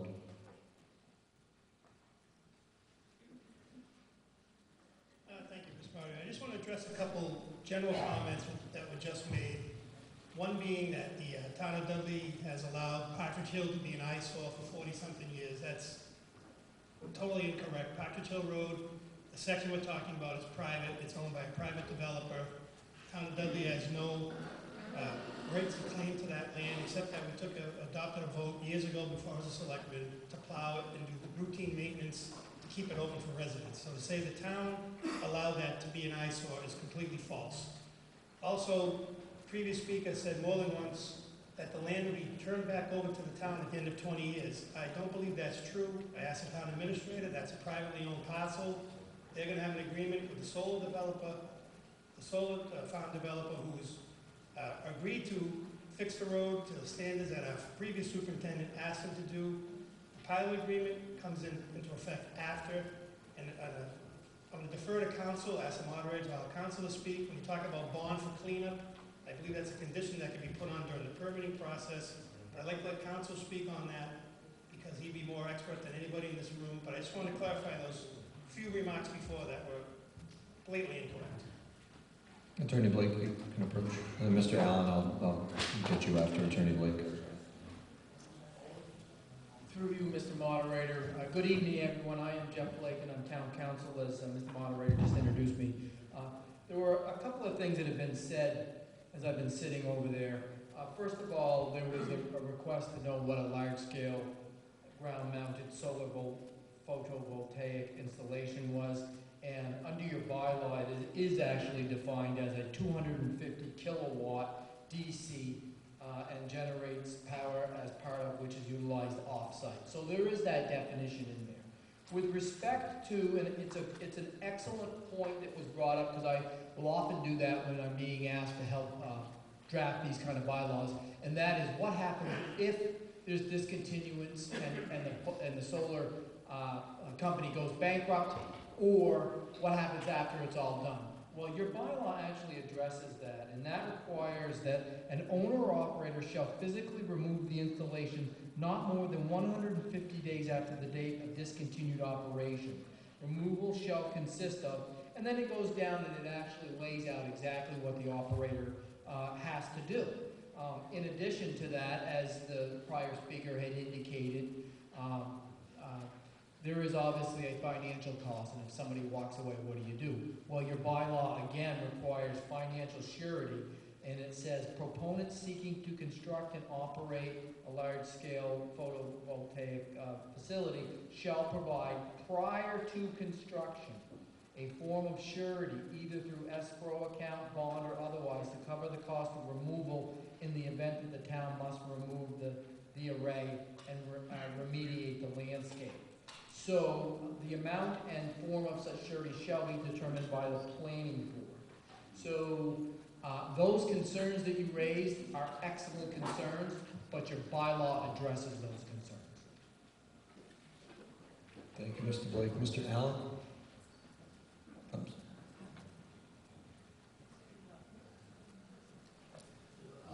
Again, talking about the financial aspects of this proposal, we're collecting, I think this property is under 61A, which means we're collecting a little less than $1,000 a year, if my memory is correct. So we're going to take in about $20,000 over a 20-year period. With the solar farm, I think the average is about $10,000 a year that the town of Dudley gets. So that represents a $200,000 income to the town without much services being utilized.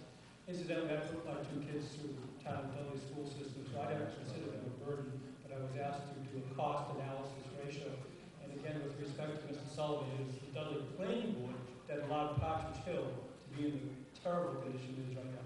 Thank you. Mr. Raymond? Just some of the information that was identified as being maybe incorrect was given to us at the public hearing, or whether or not the land was to be turned over to the town, whether or not there was a payment in lieu of taxes. Those are the descriptions that were given to us at the public hearing. Therefore, that makes the importance of a public hearing prior to an article being presented. I'm not saying there's a violation of any law here. However, the reason for a public hearing is for input from the public on what their concerns may be. But if you already made your mind up, presented an article, posted the article, then hold a public hearing, what was the sense of the public hearing? Didn't make any sense at all. Because what are you going to do at that point? You already made up your mind, you already made your determination prior to the public hearing, so therefore the public hearing is a sham. Yes, ma'am.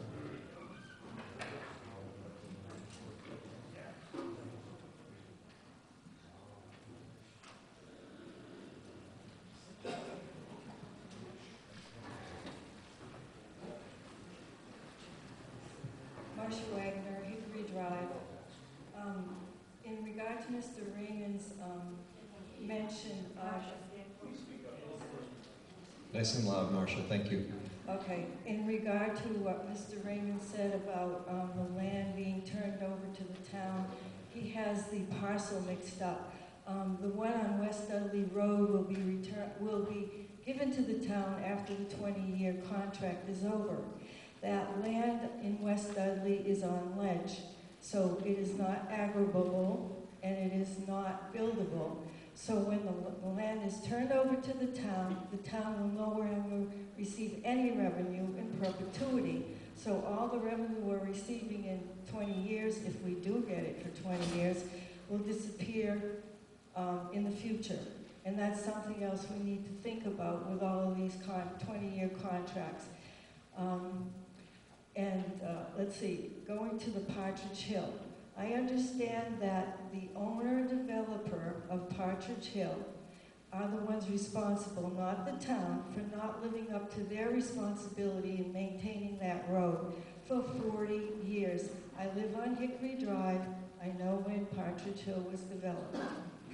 So now that same developer family is asking the people who bought into the development to change the character of their neighborhood, and they're asking them to receive devaluation for resale of their property, and what they get is their road repaired. So no, it's not the town's fault, but the developer owner needs to stand responsible. As far as overlays go, does everybody in this room realize that all the land in residential and agricultural districts are vulnerable to an overlay now because of the precedents the town's started?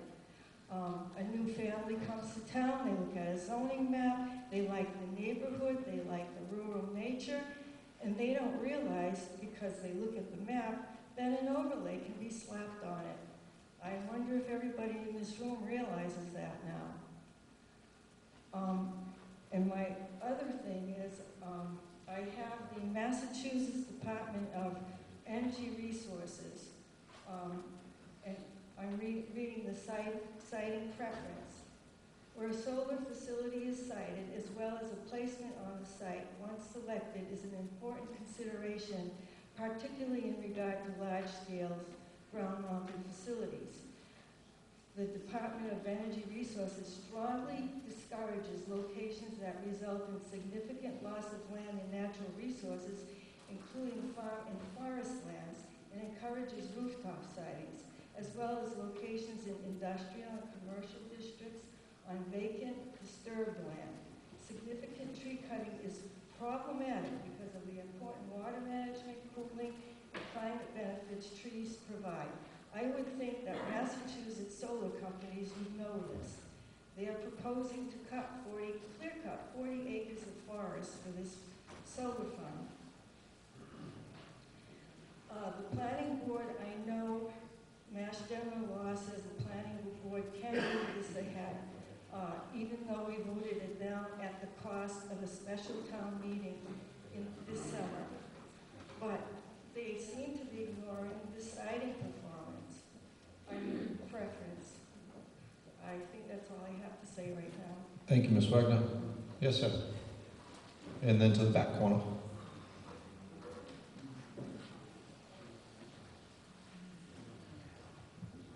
Jeffrey Maciel, Partridge Hill Road. Just to clarify, I want to clarify a few things. First, this land that we're talking about, these two parcels, they're the only parcels that will be affected by this overlay override. This won't apply to any other parcels in town, so it doesn't change the overlay district outside of that. The notion that these two parcels are in any way agregable is simply incorrect. This is not farmland. As a resident, basically, when this was first presented to us as a butters up there, it was made clear to us that if we were free to fight this, but if we didn't, town leaders made it clear, if we didn't get behind the solar farm, then most likely what we're looking at was 40 units of low-income housing development that will go in instead. Looking at the options, it seemed to us, we'll take the solar farm over 40 low-income units built in there. I mean, the impact on that to our neighborhood, to our watershed, would be far greater than the impact of the solar panels. The folks who actually own these parcels, yes, they are indeed the same folks who reneged on their obligation to properly finish all roads some 40 years ago. And yes, the town at that time neglected to hold them responsible. We're clear, based on our conversations with town leaders, we've got no other recourse. There is no way to hold Dershmit's liable at this point. They basically got away with this scot-free, and so we're just really looking at the lesser of two evils in terms of our neighborhood. That's where we're coming from. Thank you. Yes.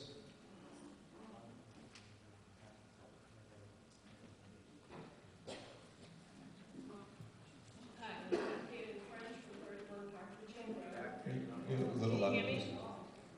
Can you hear me now? Turn up the mic. Turn up the mic. I think you're just going to have to speak louder than your regular voice. Okay. I'd just like to read something that I wrote to to give everyone a little more detail and perspective from the residents' point of view. I don't speak for everybody, but I think the majority of us support this solar farm. In a document I have from July 2008 that was put together by the highway superintendent, it lists Partridge Hill Road as being 2,141 feet in length, with 1,085 feet of it being private. There are 9 homes on the private portion of the road. I don't know when the first half of the road was accepted by the town, but it was before I moved here 26 years ago. When I bought my house, the beginning portion of the private road was asphalt, and the latter portion that I lived on and beyond was dirt. The previous owner of my house assured me that the town had always plowed the road in the winter, and thankfully the town always has. I believe it was around the year 2000 that the owner sold 4 additional lots of land at the end of the road, and the dirt portion of the private road was paved by a future resident in an agreement with the owners of the road. At this time, the road was in great condition, and the residents approached the town to try and get the private portion of the road accepted by the town, but were told there needed to be another top coat of asphalt on the road before the town would consider sending it to a vote. That was never done. In September 2007, the residents of the private portion of Partridge Hill Road received a notice from the town that the town planned to review its practice of providing municipal services to privately owned roads. At that time, there were 17 private roads receiving some town services. The residents attended the subsequent Board of Selectmen meetings, and it came out that the reason for revisiting their policy was because some of the private roads were in such disrepair that they were damaging the town equipment.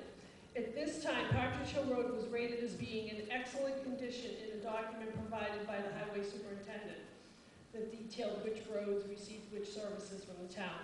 At this time, we still could not get the town to move on accepting the private portion of Partridge Hill Road, and we knew as time went on, the road was going to fall into disrepair.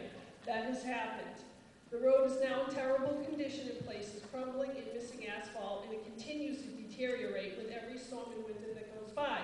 The town continues to plow and sand, for which we are very grateful. We all pay our taxes, but are fearful that eventually the town will again revisit its decision to provide services to our road. The owner still has not done a thing with our road, so now we find ourselves between a rock and a hard place. The owners have moved across the country, but they still own the parcel of land on Ramshorn Road. They would like to have a solar overlay passed on that land to allow solar to be an acceptable use of the land.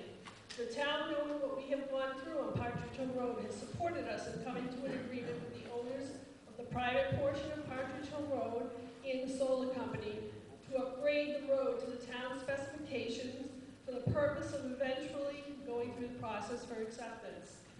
The general feeling that I've gotten from people opposing this is that if they succeed with their opposition, they think they're doing future generations a great service, and that this land will forever stay untouched. These 42 acres are privately owned, and in one way or another, it's going to be developed. If it's not solar, it could be a multiple home development, or as one of the previous speakers said, low-income housing was mentioned multiple times. On a side note, I'd just like to mention that this solar company is not the same solar company that installed the array in front of Shepherd Hill. And although we, I think, all agree that that's an ugly site, we shouldn't take this project and our displeasure out on this project and this solar company. I'm asking for your support in voting yes on the solar overlay zone change, because although I have been here 26 years, I have neighbors that have been dealing with this road issue for almost 40 years, and we'd really like to get our road done and accepted by the town once and for all. Thank you. Thank you. Yes, Ms. Donahue?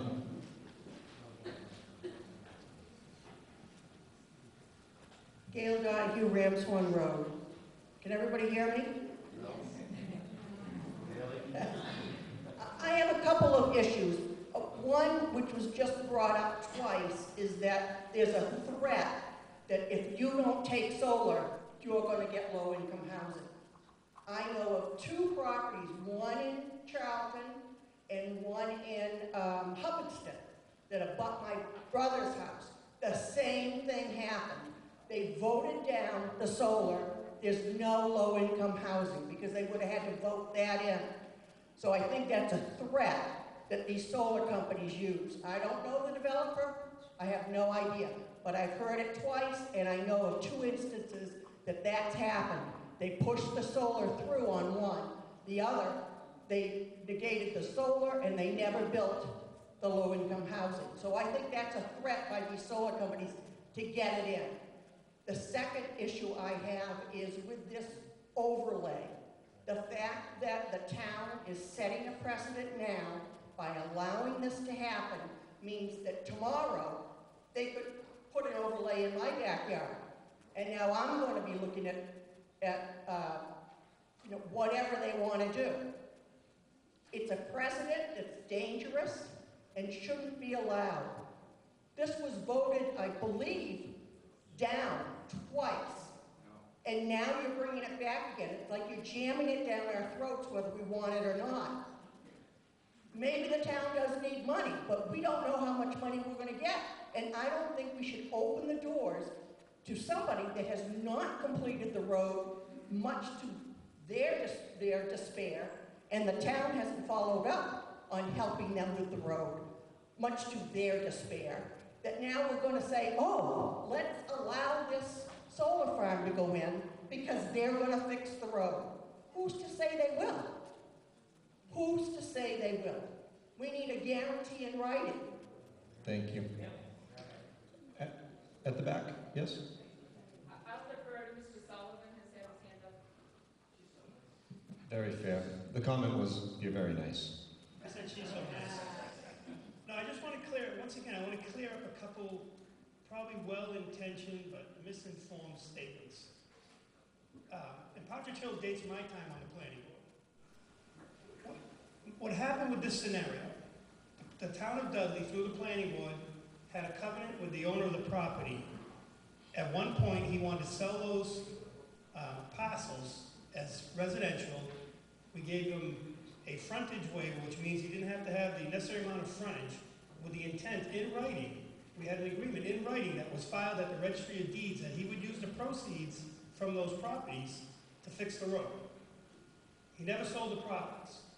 So when the solar farm came up, it was brought to our attention, I had the town administrator look into that, and through council, we found out because time had lapsed, we couldn't hold that previous agreement to the developer, to the owner, sorry.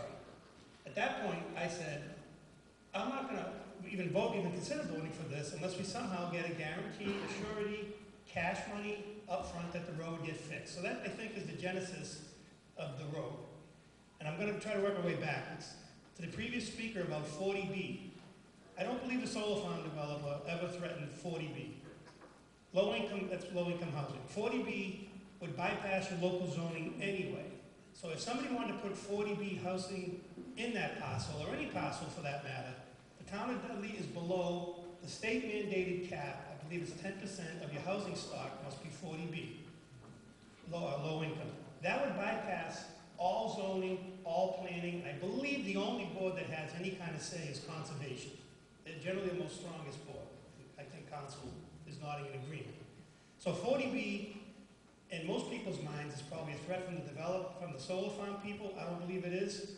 But 40B is a real threat to any location in town that would support it by the size of parcel because we're below our cap. Now, I don't have my planning board file in front of me as Partridge Hill. It's very thick. I'm sure the planner or the planning board would gladly let you come in and read it. There was many times, the previous speaker spoke about a person that lived in that neighborhood and put a base coat on the road, and it was in really good shape, and it really was. But part of the reason why it wasn't acceptable is at the end of the process you have what's called an as-built plan, which shows the subdivision or the division in its entirety at the end. Well, when the person put the cul-de-sac in at the end of the road, it was not built to the approved subdivision plan that was on file.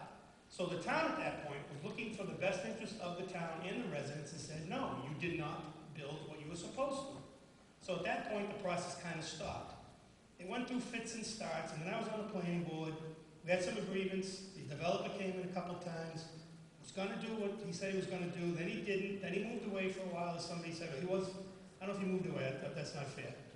Stopped responding to some of our requests. We had him come in, he had somebody else come in to advocate on his behalf, and eventually, as the other speaker said, it did fall into disrepair.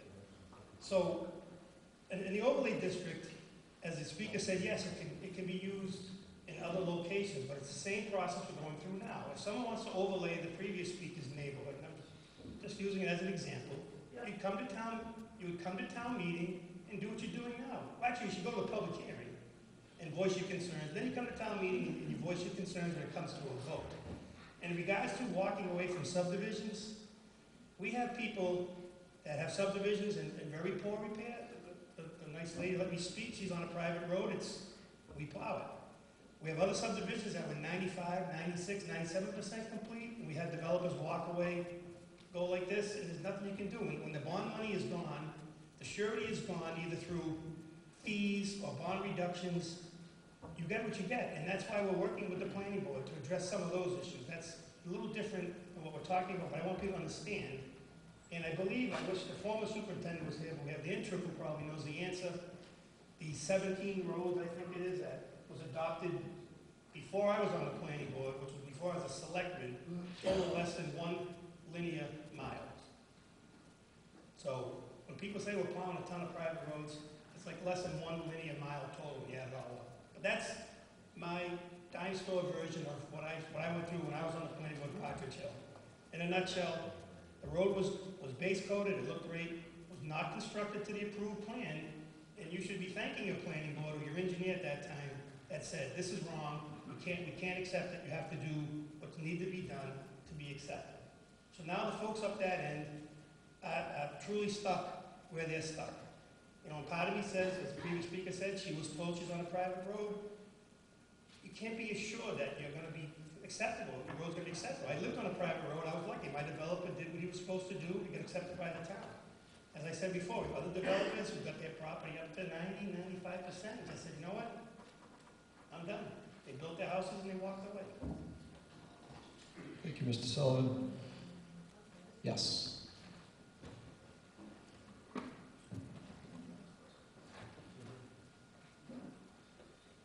Elizabeth Coakley, Partridge Hill. This round of Partridge Hill, I've been going to the meetings for about the last 8 months. And one of the previous speakers did get up and was saying things that the solar company was threatening the Section 8 houses. I think you can go back and look at some of the public records. It was somebody, an official in the town, that spoke to the residents that night and said, Section 8 housing.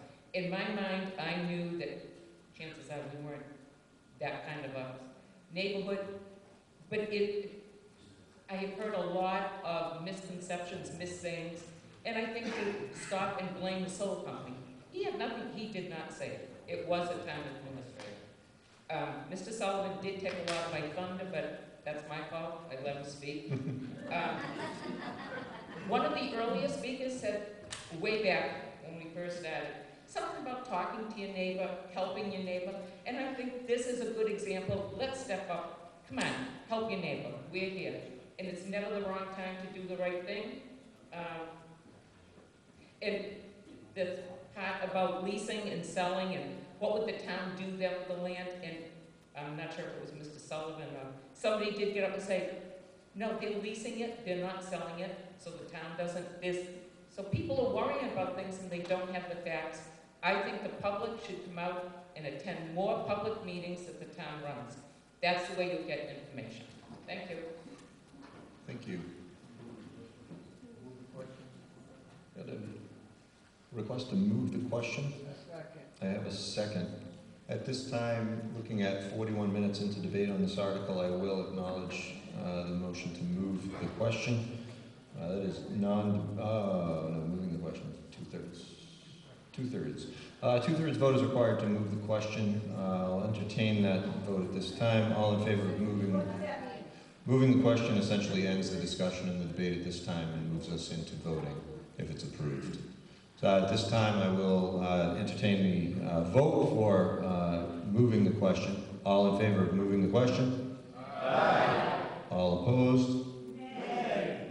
Two-thirds vote carries. We will move the question. At this time, I'll entertain the vote for approving Article 25 as printed in the warrant. This does require a two-thirds vote.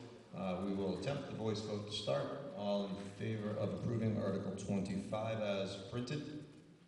Aye. All opposed? Nay. Let's raise those hands. All in favor, hold those hands up high, please, and give us a couple of moments to get them counted. Can you take the left, my left, I'll take the right.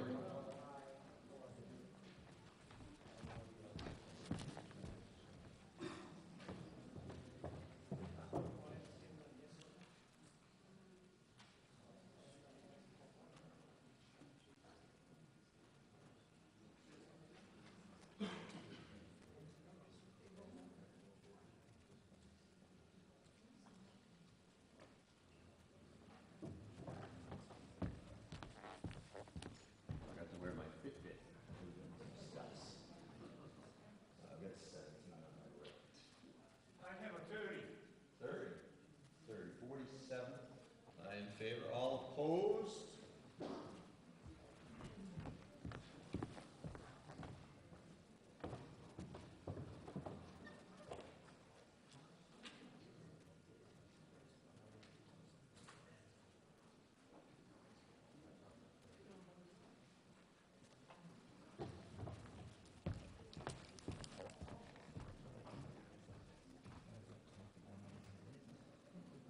I have 19.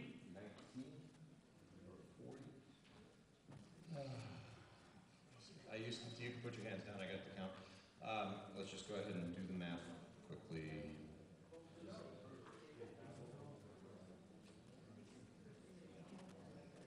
Double the no's if it's less than or equal to the pass.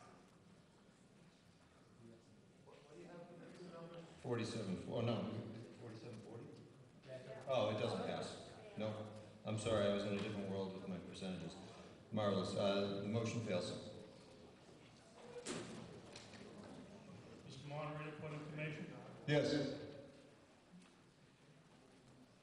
I'm not sure how this actually works, so maybe somebody can tell us. Since this is the third time in 2018 this came up, is it going to come up again? There was a special town meeting. So the question is it possible for this article to come back? I mean, is there a shelf life on this where, you can't bring something up, or can they just keep coming? Yeah, if I may, the planning board made the recommendation to bring it to town meeting and approve the article. It's a board recommended article, and the answer is yes. The article could be brought back. I believe I addressed the question. Article 26. This is about the adult use marijuana establishment zoning bylaws amendment. I'll wait for the folks who are exiting to exit and then talk about how I'd like to approach this 14-page article. In the meantime, it is 3-0 with 14:16 to go in the first half. Pats are up. And that's about all the news I'm able to get at this point. What's that? Nice. All right. Awesome. Yeah, sorry. Yes.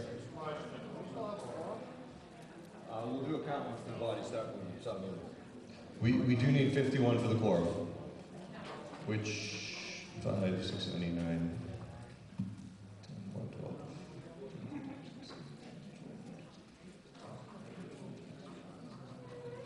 12. Easily have a quorum. Yes. All right, Article 26, adult use marijuana establishments. I would love to dispense with the reading of the 14-page article by unanimous consent. We can take sections by question. Is there anyone opposed to dispensing of the reading? Seeing no one opposed, and I thank you very much, we will dispense with the reading of Article 26, and I will entertain a motion on the article. The FAA will defer to the planning board for motion.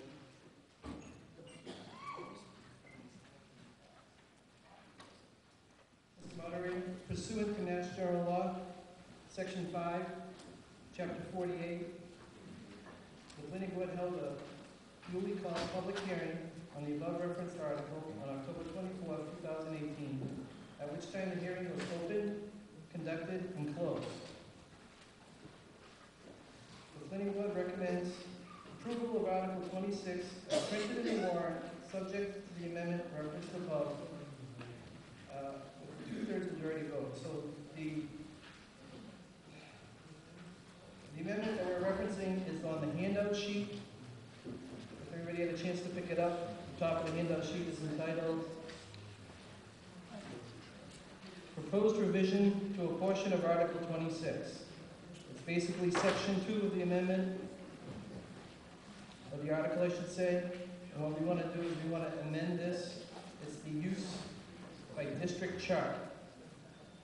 So the previously written article had uses in residential and light industrial, and we are now recommending that the only use for this in Dudley will be in the industrial 130 zone, and we're also including the mill overlay district, which incorporates the old Ethan Allen Mill, the Stevens Linen Mill, and the Packard Mill on Schofield Ave. The total amount of land encompassed in the industrial 130 zone is 259 acres, according to the zoning map. And for people to know where this zone is laid out in Dudley, there's actually 3 parcels. The first parcel is from the edge of Fall Road, running down Route 197 to Wheelock Woods. This parcel is directly across the street from the courthouse. The second parcel is industrial 130 out near Mace Chemicals and Roberts Road on the Woodstock, Connecticut border. And the third area that makes up industrial 130 is a portion off of 131 in West Dudley, out by the old paper mill, and near Fish Road.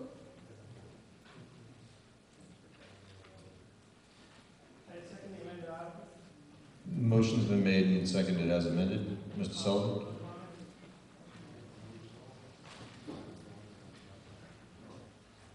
It was brought up before the meeting that this was a fairly substantial change to the published warrant article, but to put it in the simplest possible terms, if the article's passed as published, we have a moratorium that expires November 15th.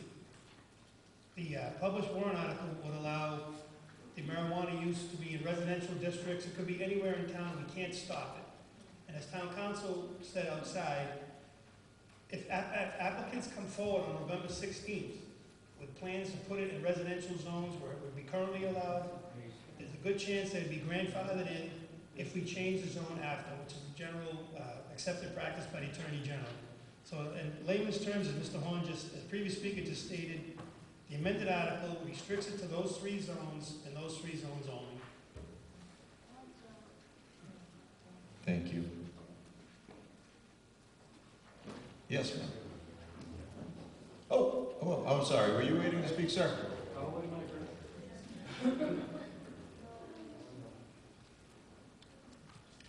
Jennifer Canoyer, West Dudley Road. The area of West Dudley Road that you're referring to that is industrial is actually all residential houses. I know it's zoned industrial, but you were talking all residential houses there. Thank you. Yes, sir. Sorry about that. I'm looking at the same thing here. Andy Tomasco, and I'm up on Duval Road, which is in West Dudley, and that's zone area 43, or residential 43. Now, your original plan called for residential 43 and 87 to be zoned for growing and manufacturing marijuana. And that includes most of West Dudley, and it also includes zone 87, which is where you just going down the solar panel. Now you want to grow marijuana. Sorry. Those 2 have been taken off the chart. Yes. However, on the revised division, you have Mace Chemical. Now that's out off Old Southbridge Road up Roberts Road, and it's one small industrial area, but it's surrounded by nothing but residential homes and what is or used to be farmland. It's ideal for marijuana farms, I'm sure, but it's also entirely residential. And there's no reason at all why that should be included in anything where you're saying this to be for industrial areas, and then you're throwing in one little industrial area that by being grandfathered in is sitting right in the middle of a huge residential area in Dudley. And this is a lot of detail to be putting out tonight, and I'm sure most of the residents out there aren't aware of this, or they'd probably be more than them here too. But I think it's a bad idea, and he's supposed to look before we vote on it, or before we approve it. Thank you. Yes, sir.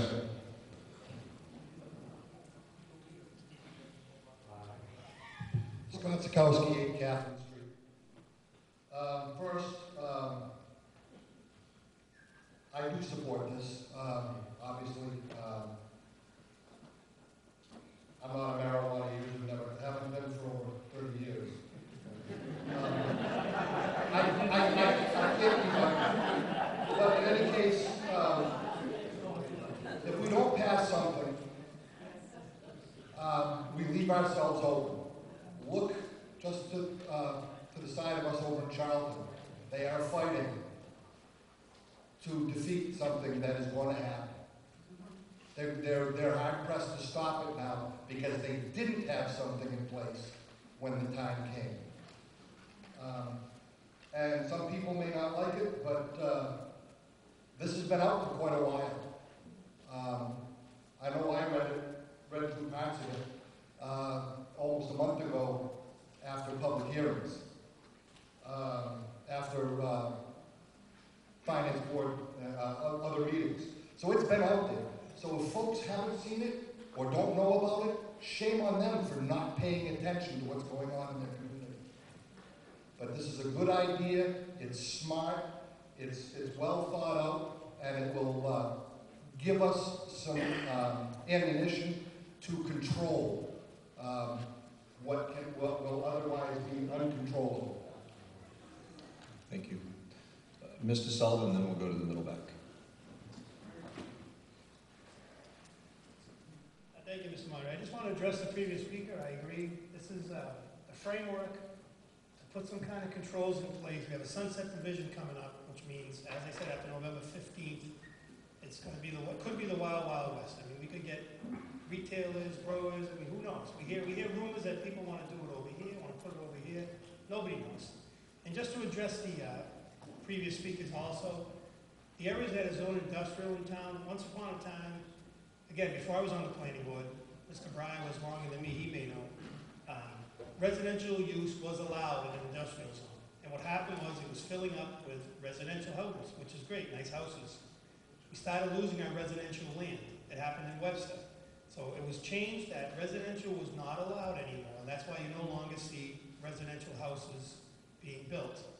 And to go back to the other previous speaker, it's not all residential over there. When you go right over the river, there's a mill, there's a old mill, there's a trash operation, there's other businesses in that area. And we went through this about, I don't know, John, 15 years ago, when we had to do an adult entertainment district, and everybody was out of town. Everybody that was here that night was laughing and chuckling. Somebody wanted to put a rather large adult entertainment place where Big Lots is. We were proactive, we stopped it. The Attorney General came back and said, no, you have to give a bigger piece of the pie. As Mr. Horn stated, it's 300 acres if this passes. So the adult entertainment district became that section in West Dudley. And people got up and said, oh my God, we're going to have a gentleman's club, never materialized. We're just trying to be proactive and also give ourselves a chance if a revenue source is available. And as the previous speaker said, I'm not condoning it, I'm not encouraging it. It's a potential revenue source. We want to have a chance to regulate it and to control it. That's it. Yes, sir. John Ryder, this time I'm speaking as chairman of the Economic Development Committee. Mr. Sullivan's absolutely right, and Scott's absolutely right. If you vote against this, you are opening the door to have marijuana any place, anywhere in town. So you have to vote for it. All right, otherwise, they can do wherever they want.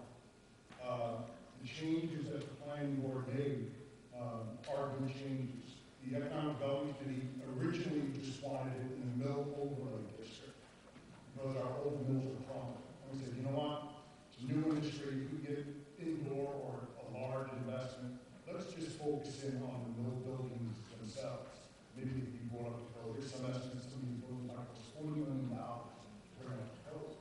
So we say, okay, can we do it only in the mill overlay district?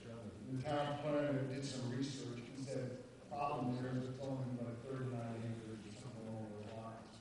And so, by putting it in the industrial 130, very similar to the adult entertainment district, where technically on paper, you have enough land, but in reality, the economics of it really only makes it work in those places where there are old mill buildings. And the planning board, by really tightening it in, allows us to kind of really understand what's going on with the industry. And then it's a lot easier to expand it down the road. This is as tight as you can get. So I would ask everybody to approve this tonight. But otherwise, if they can go anywhere, except within 500 feet of the school. That's about it. But there are state safeguards in place too, where they have to go get state licensing, and then they have to enter host agreements with the town. So throughout this whole process, your elected officials can really kind of steer them to the right area if they want to do something. So I would urge everyone to support this. Great, thank you. Yes, Ms. Knight.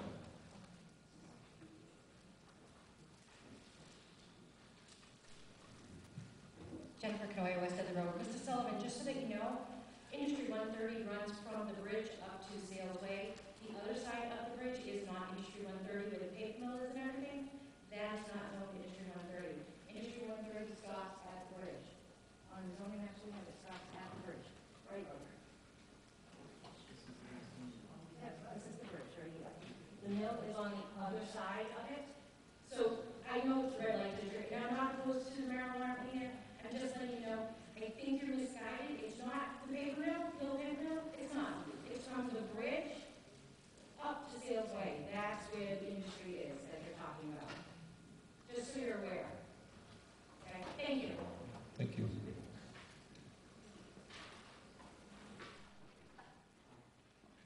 Seeing no additional hands or questions, I'll entertain a motion on Article 26. Article 26 to be approved as printed in the warrant. This does require a 2/3 majority vote. All in favor of approving Article 26, aye? Aye. Opposed? Article 26 passes. As amended. As amended. I'm sorry, as amended.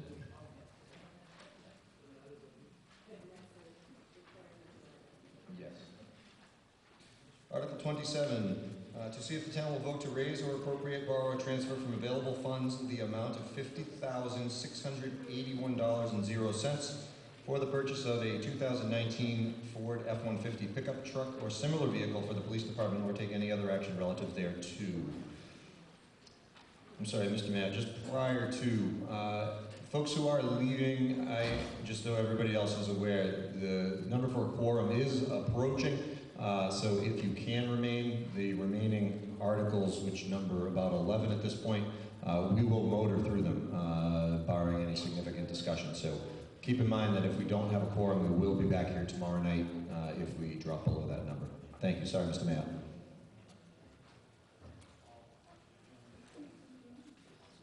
Yes. The FAA recommends that you pass over Article 27 as printed in the warrant, and I so move. Motion's been made and seconded to pass over Article 27. Any discussion? Seeing none, call for a vote on Article 27. All in favor? Aye. Opposed? Majority. Article 28, add to the stabilization fund. To see if the town will vote to raise and appropriate, borrow, or transfer from available funds a sum of money to be added to the stabilization fund, or take any other action relative thereto. The FAA recommends you approve Article 28 as printed in the warrant, and a transfer of the sum of $30,000 from free cash requires a 2/3 vote. Motion's been made and seconded. Is there any discussion on approving Article 28? Seeing none, we'll take a vote. All in favor of approving Article 28? Aye. All opposed? That is a majority. 2/3 satisfactory. It was unanimous, sorry. Thanks. See, Laura said this is getting old for her. She's keeping me in line. This is great. I'm keeping her fresh. Article 29, to see if the town will vote to raise and appropriate, borrow, or transfer from available funds the sum of $40,000.00 to fund merit increases for department heads and non-union employees, an increase in hours for the Veteran Office as recommended by the Personnel Board and the Board of Selectmen, or take any other action relative thereto. The FAA recommends you approve Article 29 as printed in the warrant and the transfer of the sum of $40,000 from free cash, and I so move.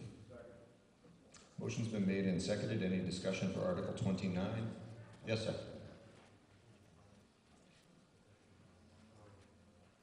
Richard Clark, Airport Road. It seems that there were two things going on here. One is $40,000 for some amount of money to fund merit increases, and then there's reference to increase in hours for the Veterans Office. Who's getting how much and how is that divided up? $39,000 in merit increases and $1,000 for the Veterans Office, or some combination thereof? Thank you. Good question. Mr. Valiakonis? Thank you, Mr. Moderator. $15,000 for the Veterans Office and $25,000 for merit increases. Keep in mind, merit increases are not given out unless they're approved by the Board of Selectmen and the Personnel Board, so it's a pretty rigorous process. Seeing no additional questions, we'll take a vote for Article 29. All in favor? Aye. All opposed? Unanimous. Article 30, to see if the town will vote to transfer from the sewer retained earning account number listed, the sum of $49,560.00 for Phase 1 of the DEP mandated inflow and infiltration study, or take any other action relative thereto. The FAA recommends you approve Article 30 as printed in the warrant and transfer the sum of $49,560 from the sewer retained earnings, and I so move. Motion's been made and seconded. Discussion on Article 30. Yes, sir.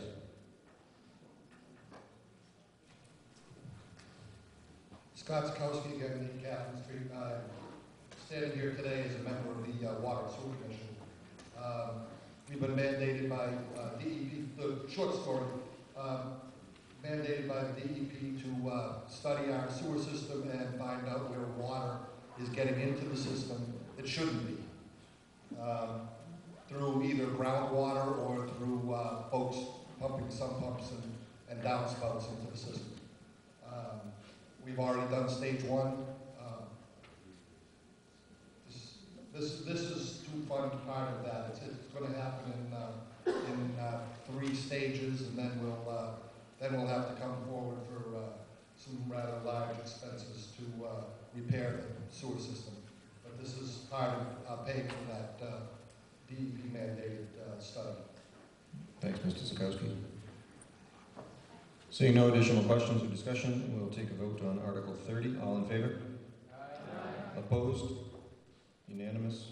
Article 31, to see if the town will vote to transfer from the sewer retained earning account number listed, the sum of $78,398.00 to purchase a sewer line video camera for inspection of mains and laterals, or take any other action relative thereto. The FAA recommends you approve Article 30 as printed in the warrant and transfer the sum of $49,400. I'm reading the wrong one. FAA recommends you approve Article 31 as printed in the warrant, transfer the sum of $78,398 from sewer retained earnings, and I so move. Motion's been made and seconded. The Scrivener's error? Yes. Motion's been made and seconded. Just for your information, the Scrivener's error in the language indicated 71,000. It should be 78,000 as printed in the numerical text. Any discussion on Article 31? Mr. Sikowski. Just again for a quick explanation. think about it, we want to buy a camera to send down the sewer system. But we do have a camera now. It's old, it's very costly to repair, and this will help us with maintenance and allow and working on the II stuff. And it is great, we need it, and it will be used quite often. Thank you. Thank you. Any additional discussion? Seeing none, the call for a vote on Article 31. All in favor? Aye. Opposed? Unanimous. Article 32, establish an agricultural advisory commission. I would like to dispense with the reading of this article for the lengthy text. If anyone is opposed, please let me know now. Thank you. I'll entertain a motion for Article 32. The FAA will defer to economic development. The Economic Development Committee asks that everybody approve Article 32 as printed in the law. There's been a motion made and it has been seconded. Mr. Sullivan.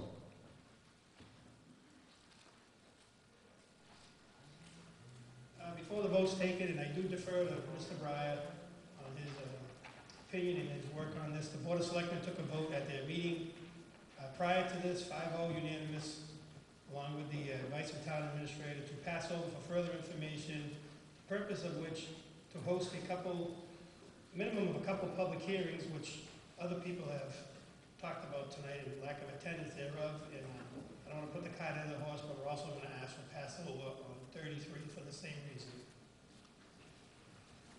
Mr. Breyer. The Economic Development Committee has basically opened a public hearing and held it open. It's probably the longest open public hearing that Dudley has had. I think it lasted somewhere between 14 and 18 months as we built our 5-year economic development plan. We sent surveys out, and overwhelmingly, people in the community want to bring our old, dormant agricultural lands back to life. Now, I understand the Board of Selectmen haven't had a chance to hold their public hearings. After all, we're about to enter November. We submitted the plan in July to the board.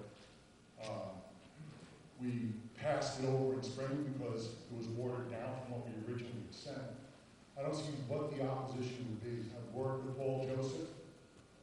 He's pretty much has the commission filled with farmers and those with vested interest in farming already. We have no representation before the Mass Department of Agricultural Resources. We have people excited to join this board. Same with the Recreation Commission, the next article. We have volunteers waiting to join a Recreation Commission that has some authority and can do things and get things done for the town. I don't know why it defies me that it was asked to pass over. And I understand you want to hold public hearings, but we did the due diligence for it. We had 18 months of public hearings, and overwhelmingly, people supported both the new Agricultural Commission and the Recreation Commission. Mr. Sullivan.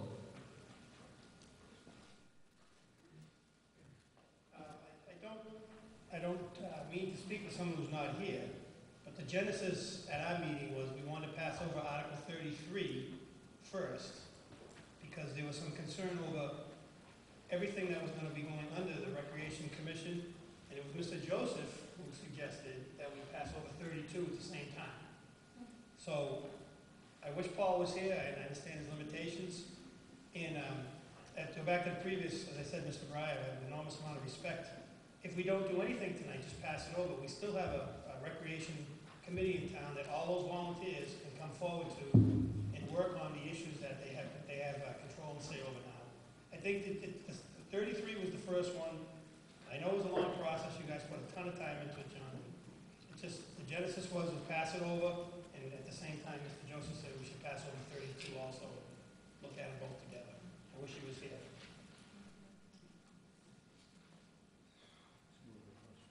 Seeing no additional discussion, I'll entertain a motion for Article 32 to be approved as printed in the warrant. All in favor? Aye. All opposed? No. Motion carries. Majority. Article 33, I would also like to dispense with the reading of Article 33, unless there is an objection. Seeing none, I will entertain a motion for Article 33. Motion's been made to pass over, and it's seconded. Discussion? Yes, Mr. Breyer.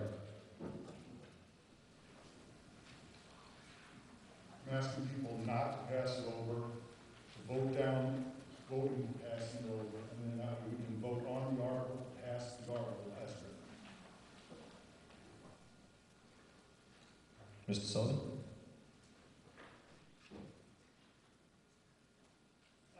Some of the concerns in Article 33, speak for them all, and anybody on the board can speak also, was on the second page, the management of beaches. Currently that falls to the selectman's office, we hire lifeguards, and then they fall under the fire department and EMS. Rail trails. Rail trails are a separate entity. If people follow along, we just sold surplus funds generated from scrap to maintain the trails. Again, I'm not saying it's not a well-intended or a well-thought-out warrant article. That's just a couple of the things. We're going to put an appointed recreation commission in charge of all town-owned land, all water recreational opportunities. It just, like I said, I'm not saying it's not a well-intended bylaw. That's just some of the anomalies that are currently in there. And again, people can volunteer for the recreation commission and do the things that we used to have the recreation commission. We're just asking for a pass-over, look at it a little bit more in depth, that's all. Mr. Breyer.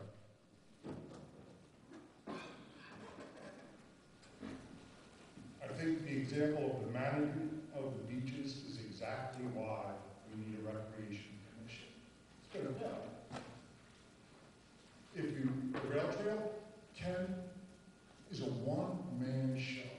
He has built these rail trails from the ground up. He needs help. The $40,000 from the steel, that's got to stay with the rail trail. And that's the commission and the separate budgets make sure that once this commission gets up and running, that nobody is raiding their accounts for this shortage or that shortage. This is about investing in our future, about investing in the recreational life, that play, that live, work, play, that allows people to play here in town. And the number of volunteers, that people that are looking to actually volunteer for this new recreation commission, you see them come in on the volunteer form on the website. They're young, they have families, they're people that have never been involved with the town. They want changes. When we talk about town-owned lands, we have a ton of land out there, right? Even when subdivisions get approved, right? Oh, give us this and that. The Recreation Commission can say, this is worthless to us. We don't want it. Let the developer keep it and let them keep paying taxes on it. If there's something that they want, they can go to bat. The whole idea, and I was really proud of the Board of Selectmen originally, because I was like, this is really classy, that you guys are surrendering some rights and giving it to a new board whose sole mission is going to be recreation. And I guess, you've thought about it now, and you don't like the fact.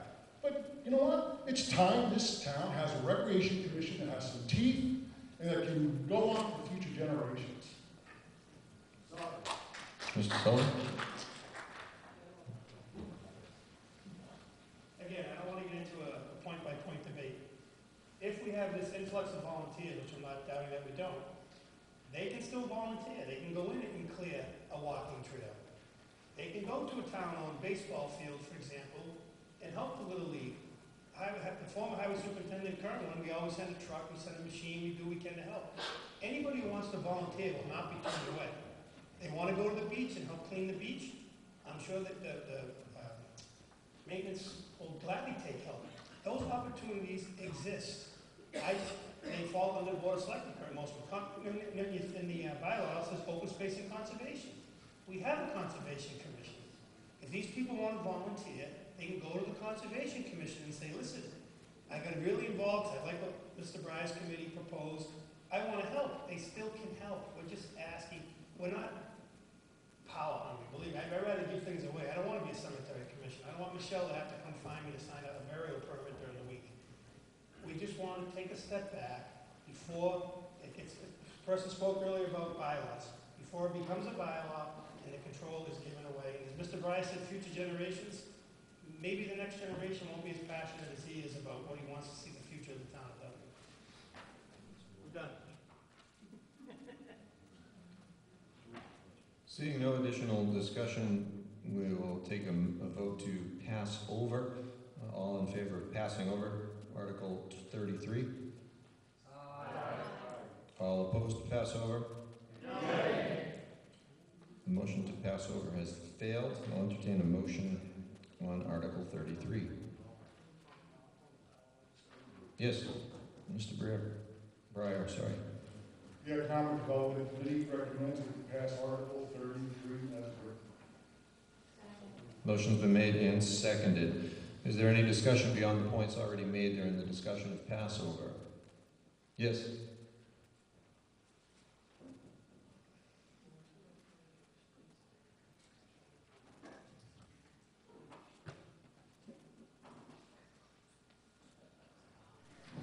Marcia Wagner, Hickory Drive. I know the beaches has been a real issue, so I would like to ask Mr. Breyer what he has to offer for the beach that the town hasn't been doing. The Economic Development Committee can address that question. Thank you, Ms. Wagner. To the previous speaker, I don't have the answers, and that's why I need the Recreation Commission to tell us what we need to do with this. Some suggestions have been brought up about bathrooms and food trails. I don't know the answer, but I'm sure if we assemble a board like this, they'll give us some good answers. Thank you, Mr. Sullivan. So I said I was done, but so on that issue that was just brought up by two previous speakers ago, we currently, Board of Selectmen, we have our maintenance crew go up there, and they go up there 3 or 4 times a week to clean, empty the trash, do the bathrooms, try to maintain. We passed a policy a couple of years ago restricting it to town residents or like if a grandparent was in town, they had children, grandchildren, they could go to the beach, just notify the police for the license plate. I think we've done enormous work with the people that have volunteered their time to raise money.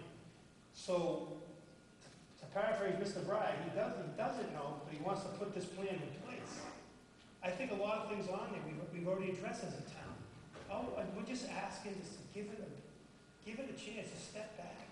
I mean, if we vote tonight, so does that mean that the Recreation Committee doesn't want us to send our maintenance guy up there anymore? Does that mean the Recreation Committee doesn't want us to send the Highway Department up there on Saturdays where they get paid out of rail trail money to cut back the brush, to maintain it? So are we supposed to step back from the obligations that we as the Board of Selectmen delegating to people that work for us? We're going to step back from all this stuff that we already do because the Recreation Commission is going to get volunteers and subcommittees to take care of it. We just got to think about some of this stuff. You know, someone's going to come and say, no, you're going to keep doing it. Well, we can't now because we appoint the Recreation Commission, so they're going to tell our maintenance reports to our highway superintendent, go dump the trash because our 4 volunteers didn't show up today. It's not ill-written. There's no ill will. Those are just examples that we were talking about up here. Those are things that we already do. So the recreation, just think about that. They're going to go in there and cut back the brush, pull the poison ivy, pick up the trash. We got people dumping grass clippings over the fence. You know, it just needs a little bit more work. That's all. Thanks, Mr. Sullivan. Yes.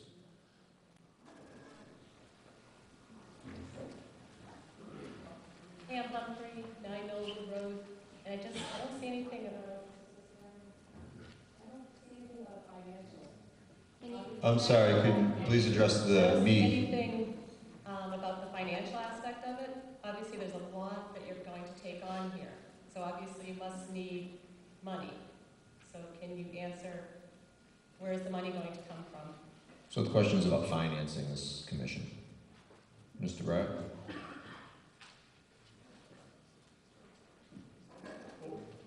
Well, first, in the article that the Economic Development Committee submitted to the Board of Selectmen for placement on the warrant, the membership had 5 members, and we asked that the town administrator and the DPW superintendent be part of this committee as well, commission.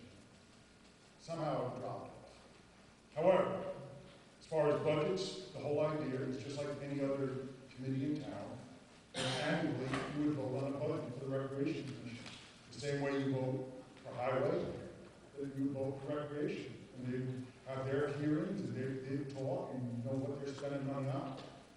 The rail trail, very clear with the rail lines there. The rail monies raised from selling the rail has to be spent on the rail trail. But because it's appointed by the Board of Selectmen, I mean, you have to help this community grow. All right, you can't have the attitude, oh geez, they're set up, let them do everything now. I mean, you're still the leaders of the town. There's still a board that serves at your pleasure. You want to help them grow. You want to nurture them. You're going to have people that have never been involved in government before. It's your obligation, it's your duty to help them and coach them and show them how this process works and raising budgets and funds. But they will have the opportunity to raise private funds as well. They'll have the opportunity to go to town meeting, just like every other department does in town. And if they need your help, and if they need the highway superintendent's help, you should give it. They're residents. It's all about making Dudley a great place to live, a special place to live. Thank you. Seeing no additional discussion, we will take a vote on approving Article 33 as printed in the warrant. All in favor? Aye. All opposed? I think we're outside. I think we are, but my ears failed me to delineate a difference between yay and nay.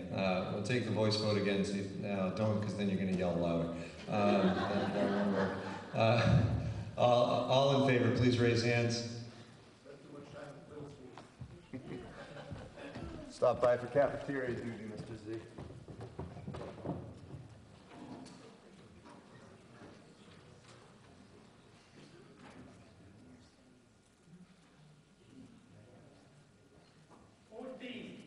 $14, $19, $33. I'm not going up there for this. All opposed? Wow, you were loud the first time. Just add enough that we still have a quorum. Agreed. Okay. I might have misheard, but clearly we need a number on this. The motion has, the article is approved by majority. Article 34, Article 26, Cemetery Bylaws. To see if the town will vote to add a new section to Article 26, Cemetery Bylaws. The general bylaws to be known as Section 7, Veterans Lots. The language of the new Section 7 as set forth. Section 7, Veterans Lots. This section in the cemetery called Veterans Lots may be used for the interment of any resident veteran with a grave opening charge only, predicated on and subject to available space in said veteran's lot and subject to the rules and regulations. Said space will be set aside for the burials of honorably discharged veterans residing in the town of Dudley at the time of their enlistment into the service and or at the time of their death, proof of having been established by the veteran's agent and subject to the approval of the cemetery commissioners. Spouses shall be buried beside veteran and subject to fees within the rules and regulations. The lifting of the turf or flower beds is prohibited on any veteran's grave or take any other action relative thereto. The FAA recommends you approve Article 34 as printed in the warrant, and I so move. Second. Motion made and seconded. Discussion? Seeing none, call for a vote on Article 34. All in favor? Aye. All opposed? Unanimous. Article 35, please note that there is a correction in this article that indicates, that corrects vehicles traded in as a highway department vehicle as listed in warrant to be retained. Article 35, to see if the town will vote to raise and appropriate, borrow, or transfer from available funds the sum of $75,300.00 for the purchase of a heavy-duty dump truck under 35,000 GVW with angle plow or similar vehicle, and to sell or trade 1998 one-ton dump truck, the proceeds of which to be used for said purchase or take any other action relative thereto. The FAA recommends you approve Article 35 as printed in the warrant and transfer the sum of $75,300 from free cash.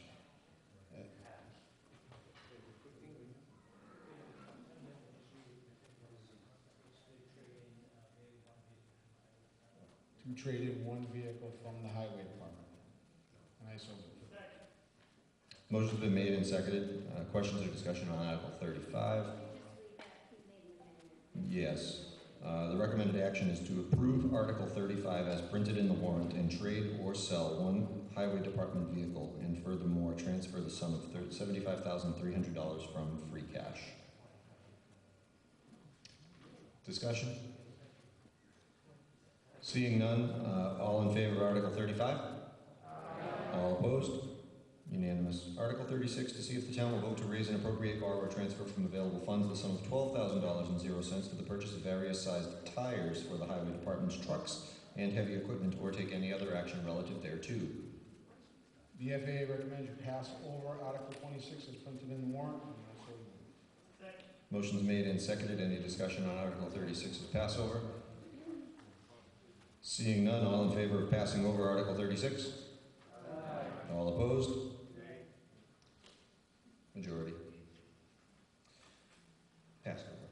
Article 37, to see if the town will vote to raise and appropriate, borrow, or transfer from available funds the sum of $12,500.00 for the purchase of a new 12-foot power angle plow for the highway department, and sell a 1974 snow plow for scrap, and use the proceeds toward the purchase of the new plow, or take any other action relative thereto. The FAA recommends that we pass over Article 37 as printed in the warrant, and I so move. Motion's been made and seconded to pass over Article 37. Discussion?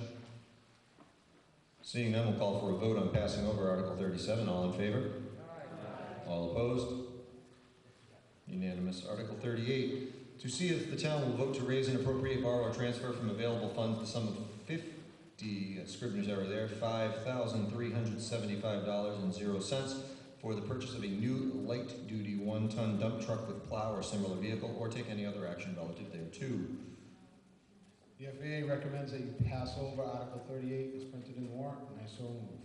Motion's been made and seconded to pass over Article 38. Any discussion on passing over? Seeing none, we'll call for a vote on passing over Article 38. All in favor? Aye. All opposed? Unanimous. Article 39, animal control. To see if the town will vote to raise and appropriate, borrow, or transfer from available funds the sum of $33,875 for the purchase and equipping of a vehicle for the animal control officer and or assistant animal control officer, or take any other action relative thereto. The FAA recommends that you pass over Article 39 as printed in the warrant, and I so move. Motion's been made and seconded to pass over Article 39. Any discussion? Seeing none, we'll call for a vote on passing over Article 39. All in favor? Aye. All opposed? Unanimous. Article 40, Historic Records Preservation. To see if the town will appropriate, borrow, or transfer from available funds the sum of $10,000.00 for the purpose of archival preservation, or take any other action relative thereto. The FAA recommends that you approve Article 40 with transfer of $5,000 from free cash, and I so